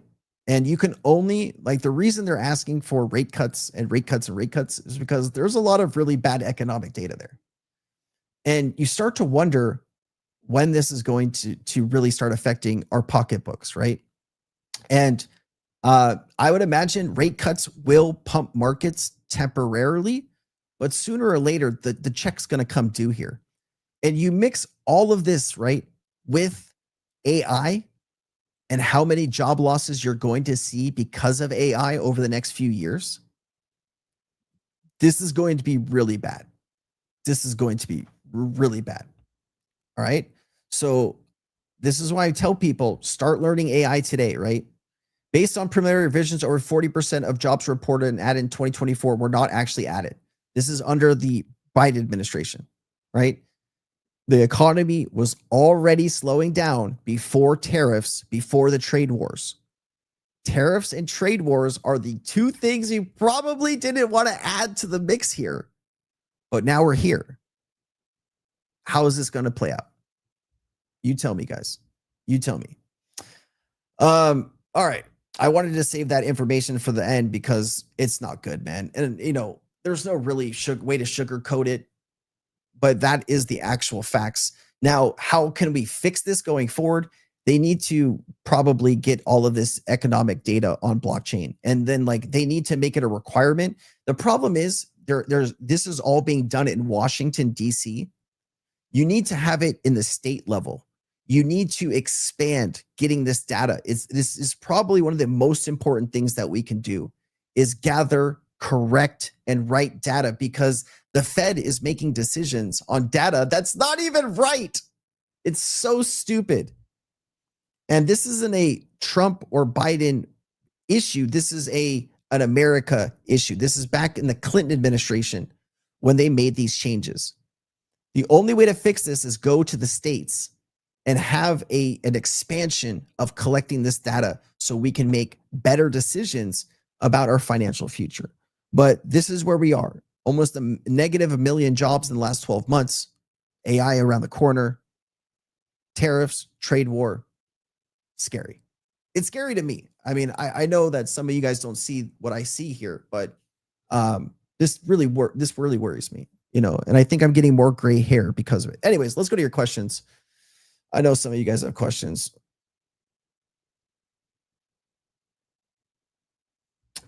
Forbes released an article about companies slowing down on hiring because they're trying to find ways to use AI. This is going to be everywhere, man. Literally 25% of people are going to be out of a job. It's going to be that high. It's going to be that high. And so this is why I've been This is why I try to communicate with you guys, to tell you that if you're in a job that you believe that AI can replace you, start learning how to use AI. All right? Spend a half hour or an hour. You already have the skills to learn AI because you're learning crypto. And if you can understand the crypto industry, you can understand AI, right?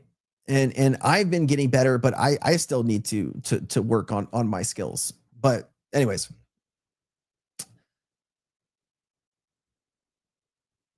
yeah, rate cuts one way or another. We're probably going to do 0.25 basis points. I'd imagine 0.5 will be a huge correction. I'd imagine 0.25, they're going to see where it goes.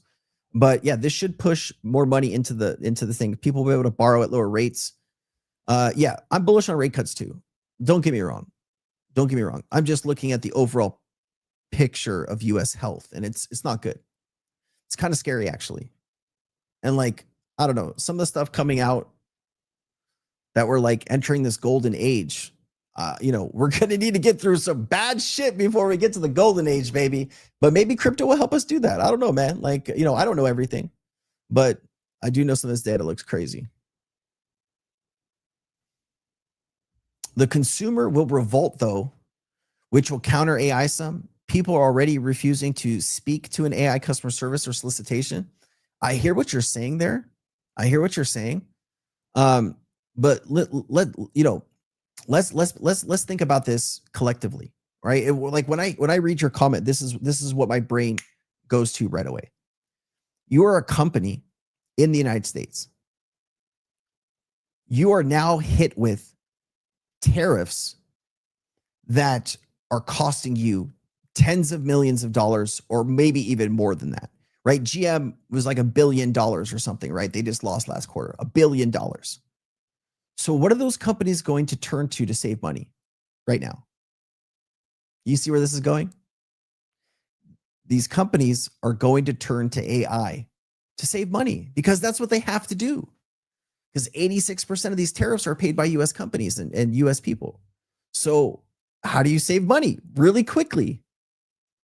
You go to AI. So this is like a double-edged sword. There's also like, I've been posting a little bit of information. Like, have you seen the farmers in middle America? Hold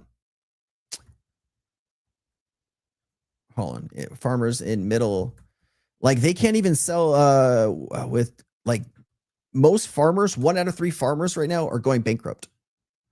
Unfortunately. Let's see here.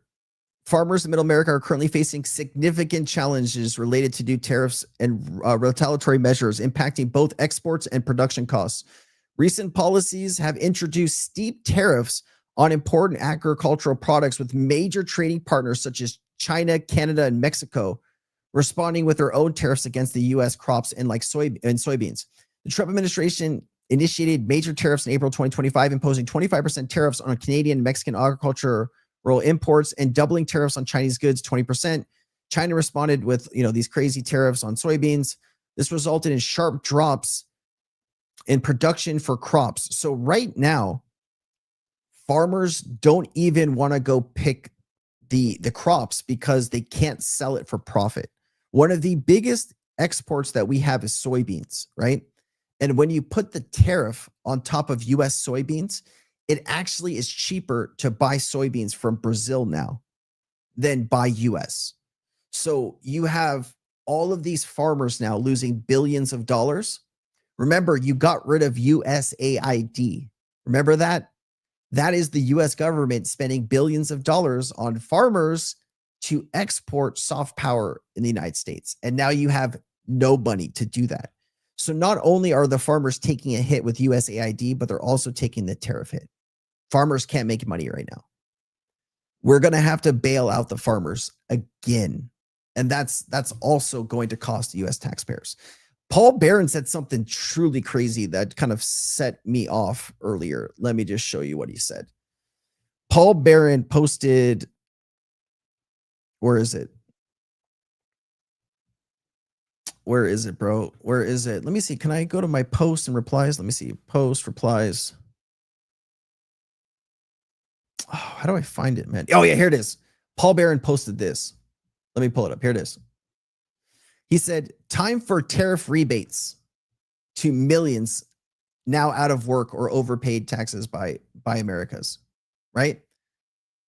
He was talking about 30 billion in tariff revenue. I said, Paul, how does it make sense to give a tariff rebate? 86% of tariff revenue is coming from American businesses and Americans. It would be insane to tax Americans this hard just to give it back in the form of a rebate check. That would be one of the silliest things imaginable to me. I'd love to talk with you about this in the interview. I mean, why do it in the first place if you're just going to turn around and give rebates back? Like, what was this whole thing about if you're just going to do that? I just can't understand some of the thought process here. I don't know if it was like, I don't know, man.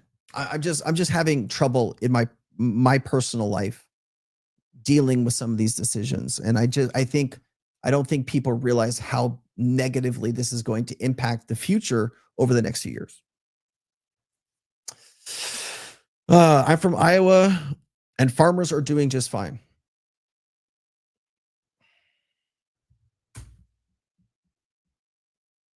Let's see.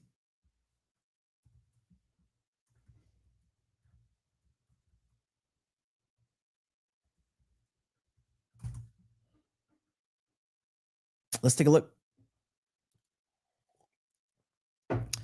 So maybe, I don't know who you're talking to specifically. It says, say Iowa farmers are facing significant economic challenges from tariffs, resulting in lower crop prices, higher input costs, and squeezed profit margins as of September 2025. The tariffs are affecting both their ability to export key commodities like soybeans and corn and increasing their costs from imported inputs such as fertilizer and agricultural equipment.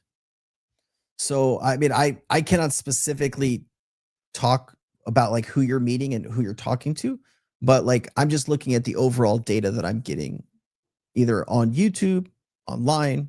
It's all pointing to the same thing. So, I hear what you're saying though. Fake news. I love that. I love that, man. My wife always says this now. Fake news. Farmers in South are doing real well. Man.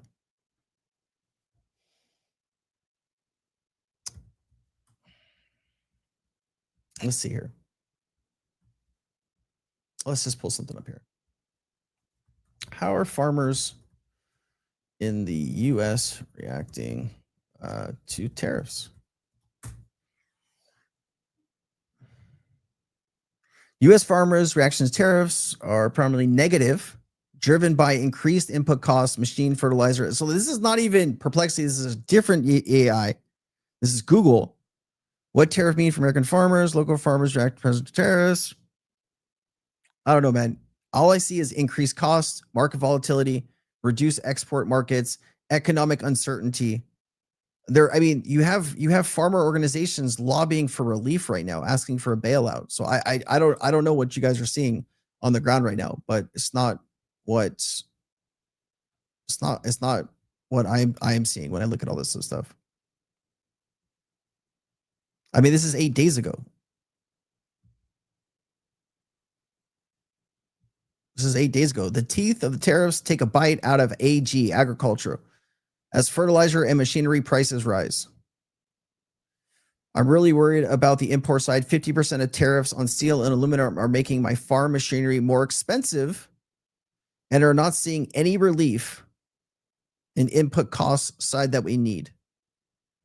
The National Corn Growers Association, which represents 300,000 corn growers in the United States, sent a letter to Jameson Greer, ambassador of the U.S. Trade Representative Howard Lutnick. Interesting. Wasn't this guy, didn't he buy his house from Jerry Epstein? Isn't that who that guy is? Secretary for the U.S. Department of Commerce and Brooke Duda, Secretary of Agriculture, urging action from the administration on higher fertilizer prices, which they called dire financial situation. If it's not a problem, why is the Farmers Association saying that it's a dire financial situation? I just don't. I get that we all maybe have friends or family, and maybe you're not seeing this when you're talking to those specifically, but I'm not in middle America. All I can do is look at the hard data and the facts. And that is how I come to my conclusions. But I hear what you're saying. I get what you're saying. Let's see if we can find any of this on Twitter here. U.S. farmers. Let's just look at U.S. farmers without anything else.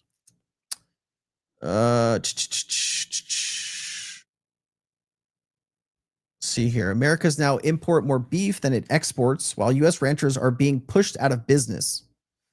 Okay. This didn't happen by accident. Trade policies favor multinational corporations, not independent farmers.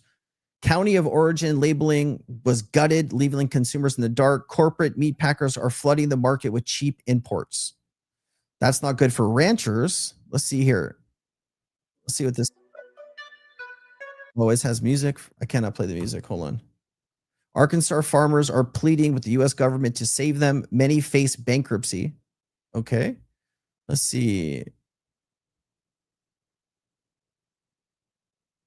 I probably can't play that one. It says farmers and the rest of us aren't meant to be survived. They're meant to be enslaved. Damn, that's some dire stuff.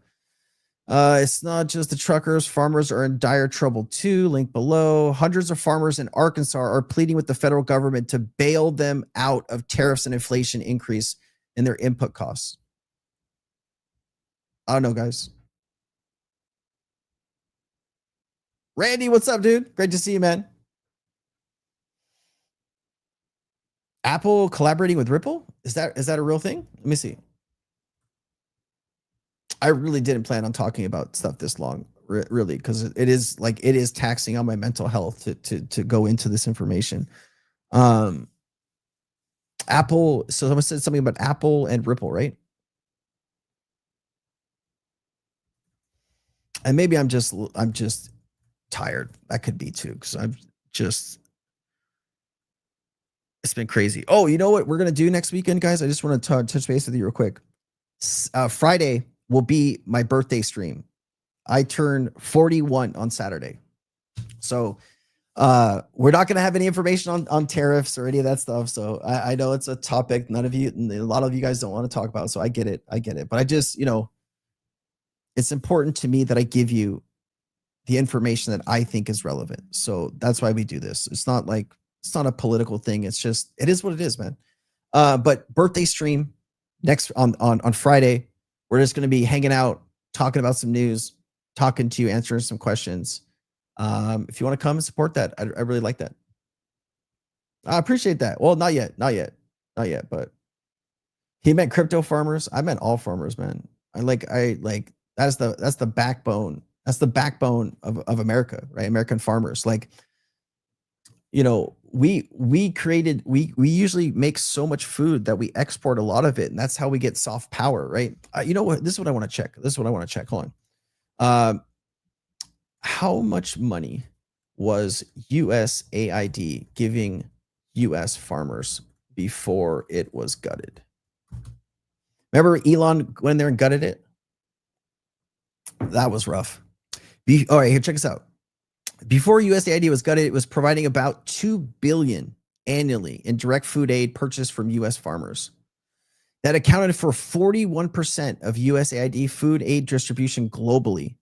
The steady flow of purchases served as a critical market for American-grown crops like corn, soybeans, wheat, beans, rice, vegetable oil, and creating dependable income for hundreds of U.S. producers, especially those linked to international humanitarian programs such as Food for Peace. So we got $2 billion here. Let me see.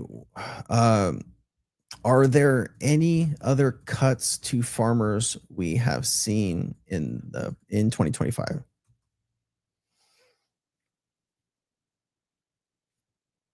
Yes, 2025 has brought several additional cuts and funding challenges affecting U.S. farmers, particularly small and mid-sized producers, with some subsidiary programs for the largest farms have been expanded. So basically gutting the small guys, the small to medium-sized producers, while giving programs to the largest farms. Yikes. Orphan programs, funding USDA orphan programs, $177 million was cut. Regional food business centers, USDA ended funding for national network of centers supporting thousands of small and mid-sized farms and food businesses. Conservation funds, billions in conservation funding tied to Inflation Reduction Act were left out of the latest farm bills, halting payments. So this happened. Inflation Reduction Act. Is that the Biden administration? So like they were already hurting. Is that right? They were already hurting from this, man. So like we just keep screwing farmers over. I don't understand what we're doing. Like these people are such hard workers. Ay, ay, ay. Appropriations cuts. The House Agricultural Appropriations Bill proposed a 3.6% cut to overall USDA funding and a 30%, which is 8.3 billion reduction to select agricultural programs compared to 2023. And then we caught 294 billion in supplemental nutrition assistance programs to SNAP. This is the death nail. I can't even speak. This is the death nail, right? Cuts of 294 billion to the supplemental nutrition assistance program SNAP and other nutrition programs have further strained rural economies where family farmers rely on such food programs for security. Yikes. Yikes. Man. I'll be 41 this year. Randy, what's up, dude? Love that. We gotta, us 40-year-olds gotta stick together. Let's talk about movies. All right. Let's do that, man. Thank you. I appreciate the segue here. Okay, new shows. Have you guys seen hold on. Let's just pull this up. Best new shows on TV. Dude, like Only Murders came back. Only Murders in the Building came back. Let's see here. What is it? Dark. Oh, this Task. This looks pretty good. I haven't started this yet. Dark Wolf, man. This is my favorite new show. This is the Terminal List. Have you guys seen this one? Here, let me pull this up. Here. Right here. Dark Wolf. This show is my favorite show to watch right now. Irish Blood. This looks interesting. I don't really like these Dunder Mifflin shows, but all good. Chief of War. That's super fire. I'm watching Invasion. Rainmaker. This is a good attorney show, lawyer show. This is on Peacock. Damn, pretty bad rating though. Foundation is also something I like. I don't know. What you watching, man? How about E.T. movie? Drew Barrymore. Is that a real thing? They're redoing E.T.? Crypto Sensei will watch your new video posted at 7. I appreciate you, Quentin. Thank you, man. I know, man. Like I usually at like 4 or 5 o'clock, I'm just so exhausted at that point that like I go lay down in bed and I usually turn on like a TV program. Look, I like my programs. Terminal List, dude. Terminal List is really good, bro. Have you seen Dark Wolf? Dark Wolf is like, I think it's better than Terminal List. Like this is so good, dude. Oh my God, it's so good. I wish I could play this. Let's see about movies in theaters. I don't really see any good movies. Like this was good, the F1 movie. I don't really go out to the movies anymore. I don't know, man. I've read Foundation books trilogy. Dude, the 3rd season. Are you watching the show? The show is so good. Ozarks, Ariana? Oh, Richard loves Ozarks? It's all about the preppers. You're crazy. It was okay. Bitcoin? I don't know, man. Did they release it? It was supposed to be on like Netflix, wasn't it? I didn't see it. If they did, they didn't promote it at all. Old school Willy Wonka. You're crazy, Lusk. I don't have Netflix. Dude. Like everybody has Netflix. I remember when like Netflix, you used to be able to share your password with people, and now they do like, they make sure like you are the person watching. It kind of sucks. What is the SEC? Why did the SEC approve the Doge ETF before XRP? I'd imagine because the XRP ETF has way more demand. It has the highest demand for any spot ETF right now. So I think there was probably only one company, right? Hold on, let me see. Hold on, let me share, right? Yeah. Did the SEC approve the Doge ETF? Give me context.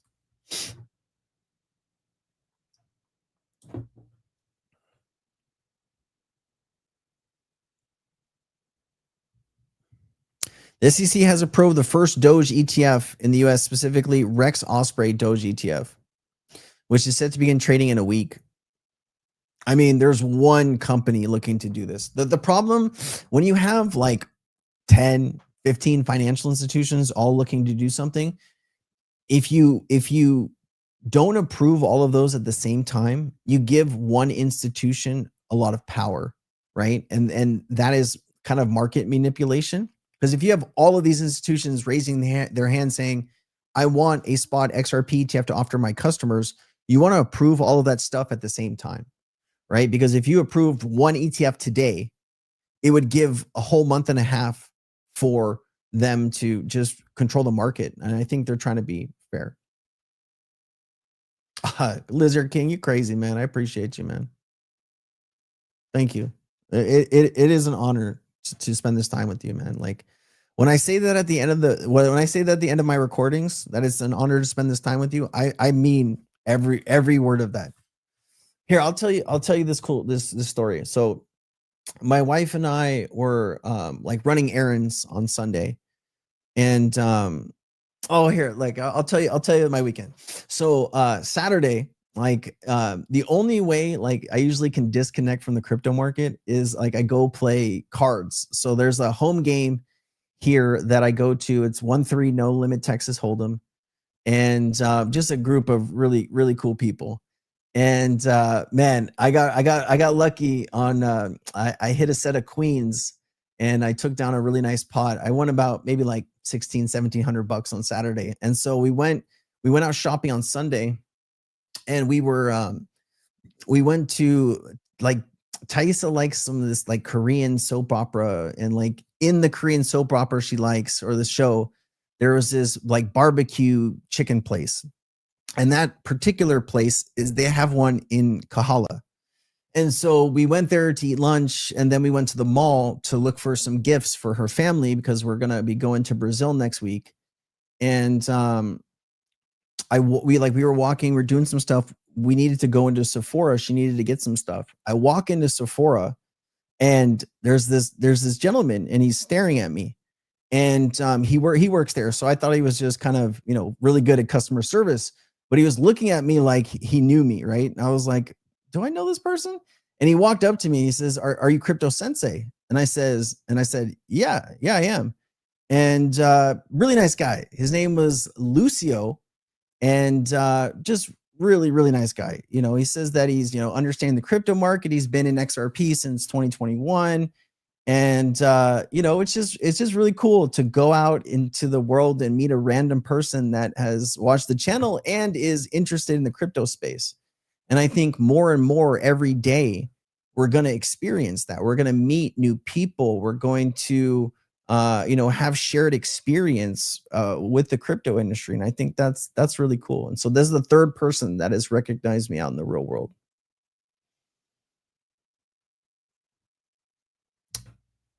What are we talking about? Adrian says, makes sense. I was looking at the T today and shows that ETH has the most real world assets on chain. Yeah, of course it does. It's the first like real smart contracts platform.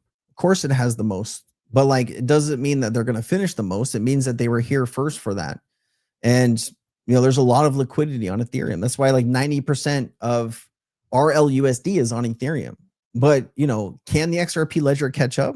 I'd imagine they're going to, in my personal feeling, but it's going to take some time. Yeah, dude. Like, like football season's back. So, you go, you watch some college football, you're hanging out, man. Like, I had a lot of fun, man. You play 1-3, 2-5 sometimes. You're a baller. That's why. Pot limit Omaha, dude. So, like, every hour you get a bomb pot where you're playing pot limit Omaha. Everyone puts in $10, and then I had a pretty crispy hand. What did I have? I had oh god, I'm trying to remember the exact hand I had. I had like queen, jack 7-8 or something weird. And one of the flops, it was like 7-7-2, right? And then the other flop, I flopped it open-ended straight draw. And so I was like, okay, I checked, right? Because I don't want people to know I have the 7. And then another card came, right? Somebody bet like $90. A few people called. I called. The next card was another 7. So I had 4 of a kind 7s on one board. So I had that board locked up. And then, it was like a blank on the other board. And so this person bet like $500. I slow called, right? I don't want people to know I had the 7. And then the final card was like a king on the top, which was like full of 7s and a king. And then the other card completed my straight. So I had 4 of a kind on one board and a nut straight on the other board. And so I swooped everything. It's pretty good. Crypto will bring people together, man.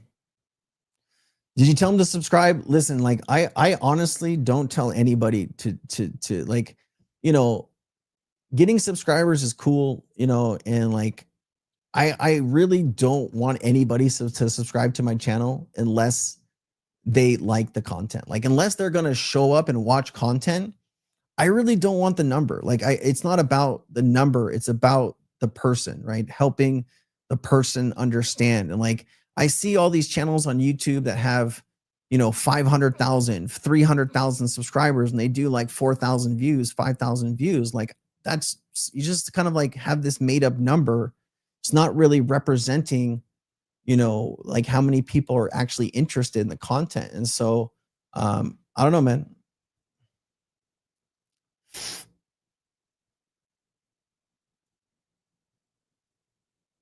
Dude, it was cool. It was cool to meet him. Like, he was a really nice guy, and he gave my wife a discount, a friends and family discount. So like, he was really kind. It was really nice. I appreciate it, Joe. It's okay. Exactly. Quality, not quantity. Thank you. The Fed's going to have to cut rates, Lonnie. Fed's going to have to cut rates. Like, the Fed probably should have cut rates a while ago, when Trump was asking. I think if they had the real economic data, they probably would have cut rates months ago. Robert, what's up, dude? Does market cap include the lost coins? Yeah, so it's impossible to know what coins are lost and what coins are not lost. So the circulating supply does include lost tokens, because you don't know what's lost and what's not. There's really not a way to report that or get it back, right? So, once it's lost, it's lost. Oh, Mel B's. Appreciate you. Love the name too, Mel B's. Are you watching America's Got Talent? We got Mel B on there. 20th season. I like America's Got Talent. There's some really cool acts.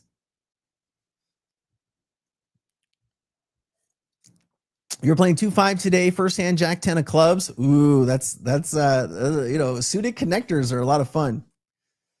Flopped the flush, got 4 players, went all in, hit the straight flush. Quickest 2K you've made, bro. I like to hear that, man. Congratulations. Yeah, you're right, Lonnie. Lonnie, you're right. When you're right, Lonnie.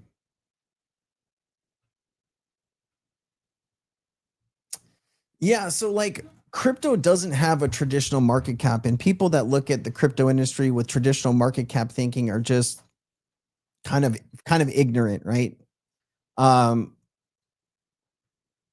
don't know. There's a lot of like misinformation in the crypto space, and a lot of people that just kind of don't know what they're doing and saying, but you kind of know what is what. You know the difference. Dude, like, well, this was starting under Biden, man. I don't really think it's fishy. I think it's just a really stupid way to collect data. I don't think that we are taking that seriously. And I don't think it's like intentionally, because this was starting under Biden. Like the 900,000 jobs was a revision of the last 12 months. And it started under Biden. But like, it's funny though, like if you go back to my live streams, right? Like at the end of Biden administration, I was telling you that the economy was slowing down, that the world economy was slowing down, right? Because you could see it. You could look at the data and you could see that it was slowing down. It's just crazy that the jobs numbers were so bad. I mean, the way that they collect the data, that's the problem. They gotta solve that. Dude, you know what would be pretty cool, Adrian? XRP goes to like $1,000 or like, you know, maybe higher, right? You could go to like the $1 million games, you know, like they have like the Hustler live games where you buy in for $1 million. That would be the coolest thing ever. I would do that, bro. I would do that. I'd probably get just smacked down, but it'd be cool to be there, man, to be a part of that.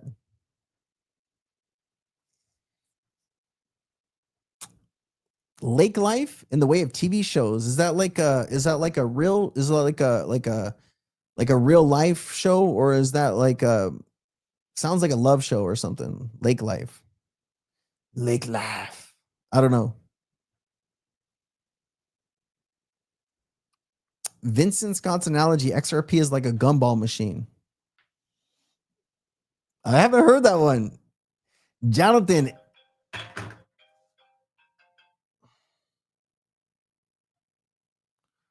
Did I forget to do something today? Oh man. No, that can wait. You ever get the feeling like you forgot to do something important? Yep. I feel like that every day. Biden's numbers would be much better. I don't know, man. I don't know. I mean, we'll never know. I don't think he should have been running for a second term. I think they really messed that up. I also think that you know, Democrats' attack on crypto that was the dumbest thing in the world. Like, why are you going to attack something that people love and are passionate about? I just think the way that they went about that, they sealed their own fate, man. They sealed their own fate. And like, honestly, the crypto space wouldn't be where it is right now in the US without Trump. Like, I can say that with a straight face, man. Like, we would not be where we are today in the crypto space without him. So like, you know, you gotta like, with any politician or anything political, you got to take the good and the bad. You take all of this information and you look at the overall output of everything that they're done, right? But like, people lock into the one or two things that they hate about somebody, and they hate everything else that they do because of those one or two things. Like, psychology is very strange, very strange. Your average entry on XRP is 78 cents. Strong, Lonnie. Let's go. XRP has a long way to catch up to volume with Tron, yet XRP leading Tron in price. How does it make sense? So it's market cap, and you know, it's circulating supply and market cap. How many tokens are circulating? Like, let's look at Tron, dude. I don't know what the hell this Orbix token is. How do I get rid of this? Tron has infinite supply. You got to love that, right? Circulating supply 94.66 billion. That is a little strange, isn't it? But it's 33 cents. What are you talking about? What you talking about, Willis?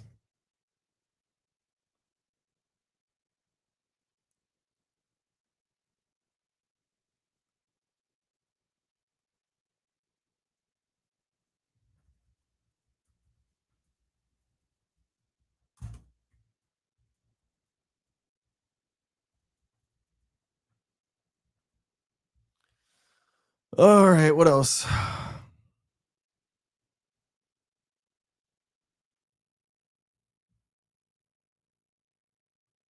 The stable coins are the gumballs, hence why XRP is the king. I like that stuff.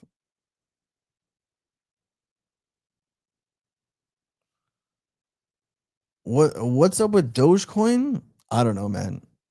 I don't know. Does Elon even support it? I know Elon bought a lot of it for his kid or whatever. I don't know if he still supports it.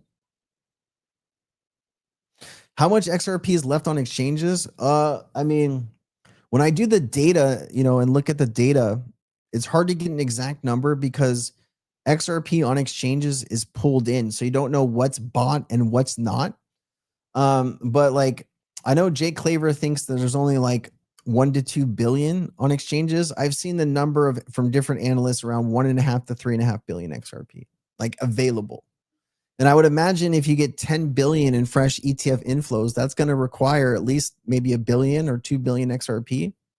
So you might blow through some of these order books pretty quickly, and that's where the price can explode.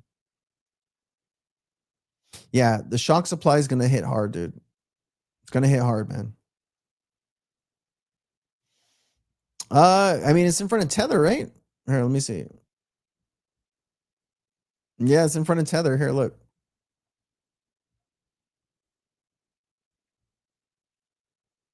Probably just happened recently. It's up 2%. Tether's at 169 billion. XRP's at 175 billion. XRP at $79. I'm retired. Quitting. I'm putting the positive energy out into the world, man. I'm putting the positive energy out into the world.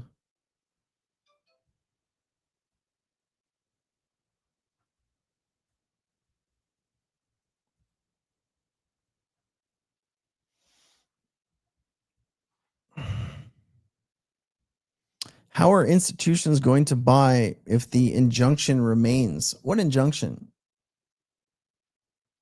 You gotta be more specific on injunction. Lizard King says he's retired now thanks to HR. Man, Lizard King's got it. He's got his life all set up. He's about to be a billionaire with XRP too. Man, I love that. Dogecoin looks like a good coin to swing trade up and down cycles.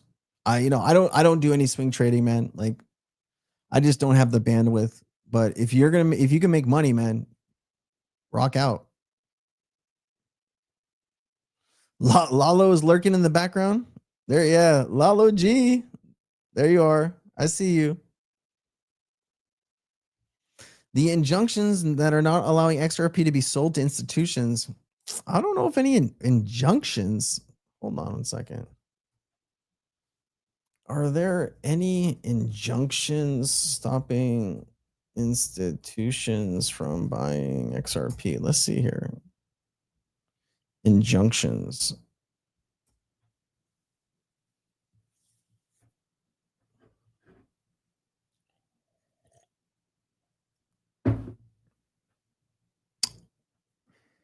Oh, from the lawsuit.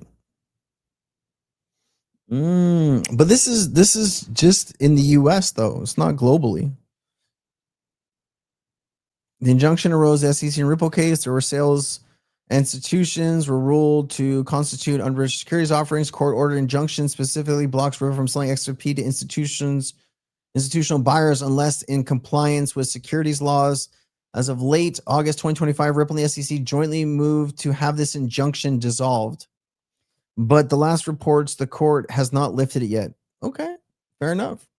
So this could be something. Lonnie, good call, man. You're on it. I love that. I had forgotten. Not forgotten, but just like, when you have so much other stuff. Like, oh, did you see the BBVA news today? Hold on.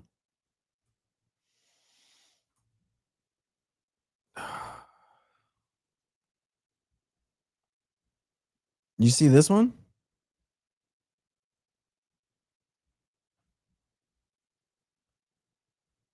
What did I do? Okay, yeah, BBVA. Excited about our collaboration with Ripple and taking it to the next level. See, like, you know what is like weird? If Ripple wants the public to know about a partnership, they tell you, right? Ripple custody, BBVA, handshake, partnership, 772 billion euros under management, BBVA, Ripple custody. Let's go. Taurus needs to be impeached. I don't know, man. I think she was pretty fair, to be quite frank with you. I mean, she gave us what we needed, right? She gave us what we truly needed, which was XRP is not a security. So I don't know, man. You can't win them all. And it sounds like they're going to work to lift the injunction. And honestly, if an institution wants to buy XRP, they could do it with an entity outside of the United States. Remember, this is just US.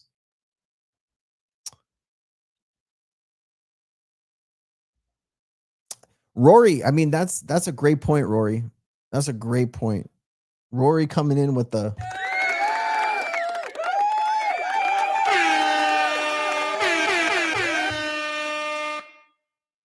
I have these buttons now that I can play stupid sounds. So let's go.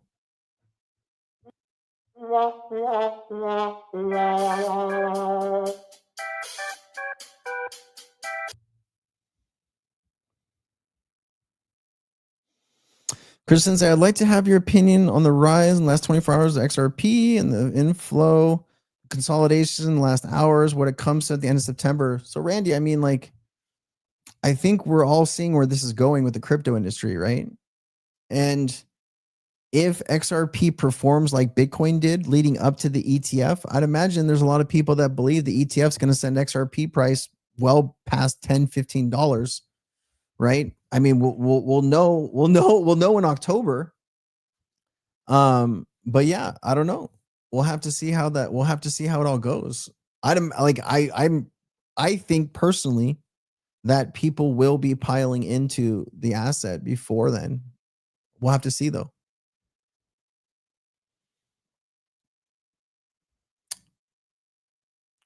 What is up, Muana Bennett? I or na aloha from Tahiti. Hope to be rich with XRP in someday. I love that. We are all hoping the same thing. Great to have you here. What's up? What's up? You need a Luna button? I wish. That would, like, if I had a Luna button though, like I push a button in the screen, like a picture appears on the screen, like I would be on that button all the time. She's sleeping. DJ mode activated. Yeah. Hold on.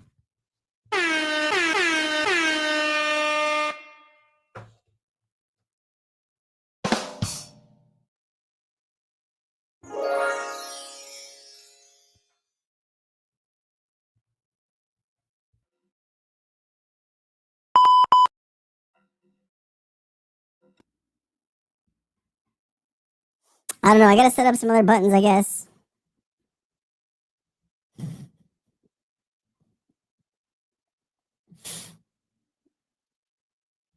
A good friend of ours gave us a lot of like dog clothes, and my wife loves Halloween, so we're gonna see if we can find anything. My wife loves K-pop demon hunters, so like if they had like a dog K-pop demon hunters costume, I think my wife would just totally freak out.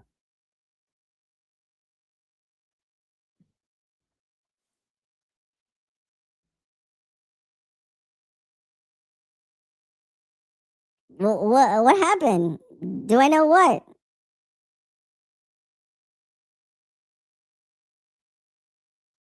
Man, your voice, dude. What happened? What did I miss? What did I miss?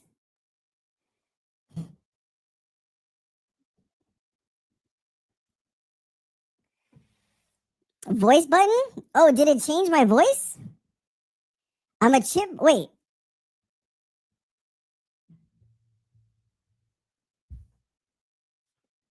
Is it fixed?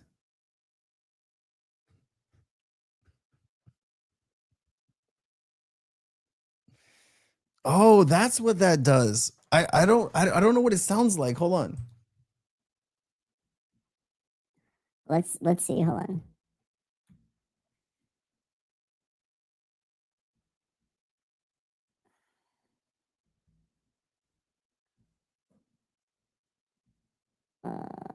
Hold on.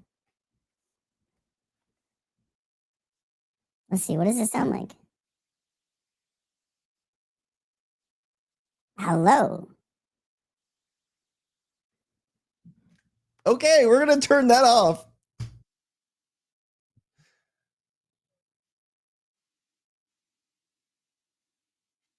All right.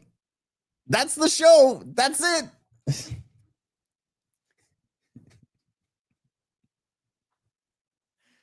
Oh my goodness, you guys are wild, man. All right, let's do this. Let's end there today. I think I can't top that. Everyone had a good laugh. I know what the button does now. Friday will be the birthday stream. Thank you for everybody that participated, asked a question, just showed up and listened. You know, I know things can get a little sideways with the information, but you know, I promise to give you the best information that I have that I can find. And I appreciate it. I want to thank Ariana. I want to thank Curtis. I want to thank Christopher. I want to thank OSOK, Zelfernide for keeping the chat safe. And I just want to appreciate every single person that showed up and supported the stream. Remember, Accuplan, I really do like this company, guys. And like, you know, I wouldn't, you know, tell you something that I didn't, you know, believe in myself here. If you're interested, go set up an account, call Matthew. He's a good dude. Like he's really helped me. And I appreciate you. All right. I'll see you guys all Friday. Birthday stream. Bring presents. I'm just kidding. Don't bring presents. Just bring yourself. That's the best present. All right. I'll see you. I will see you guys on Friday. Birthday stream. Let's go.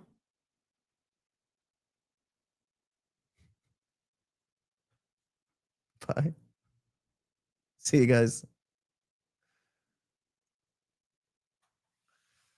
All right, Luna, we're done.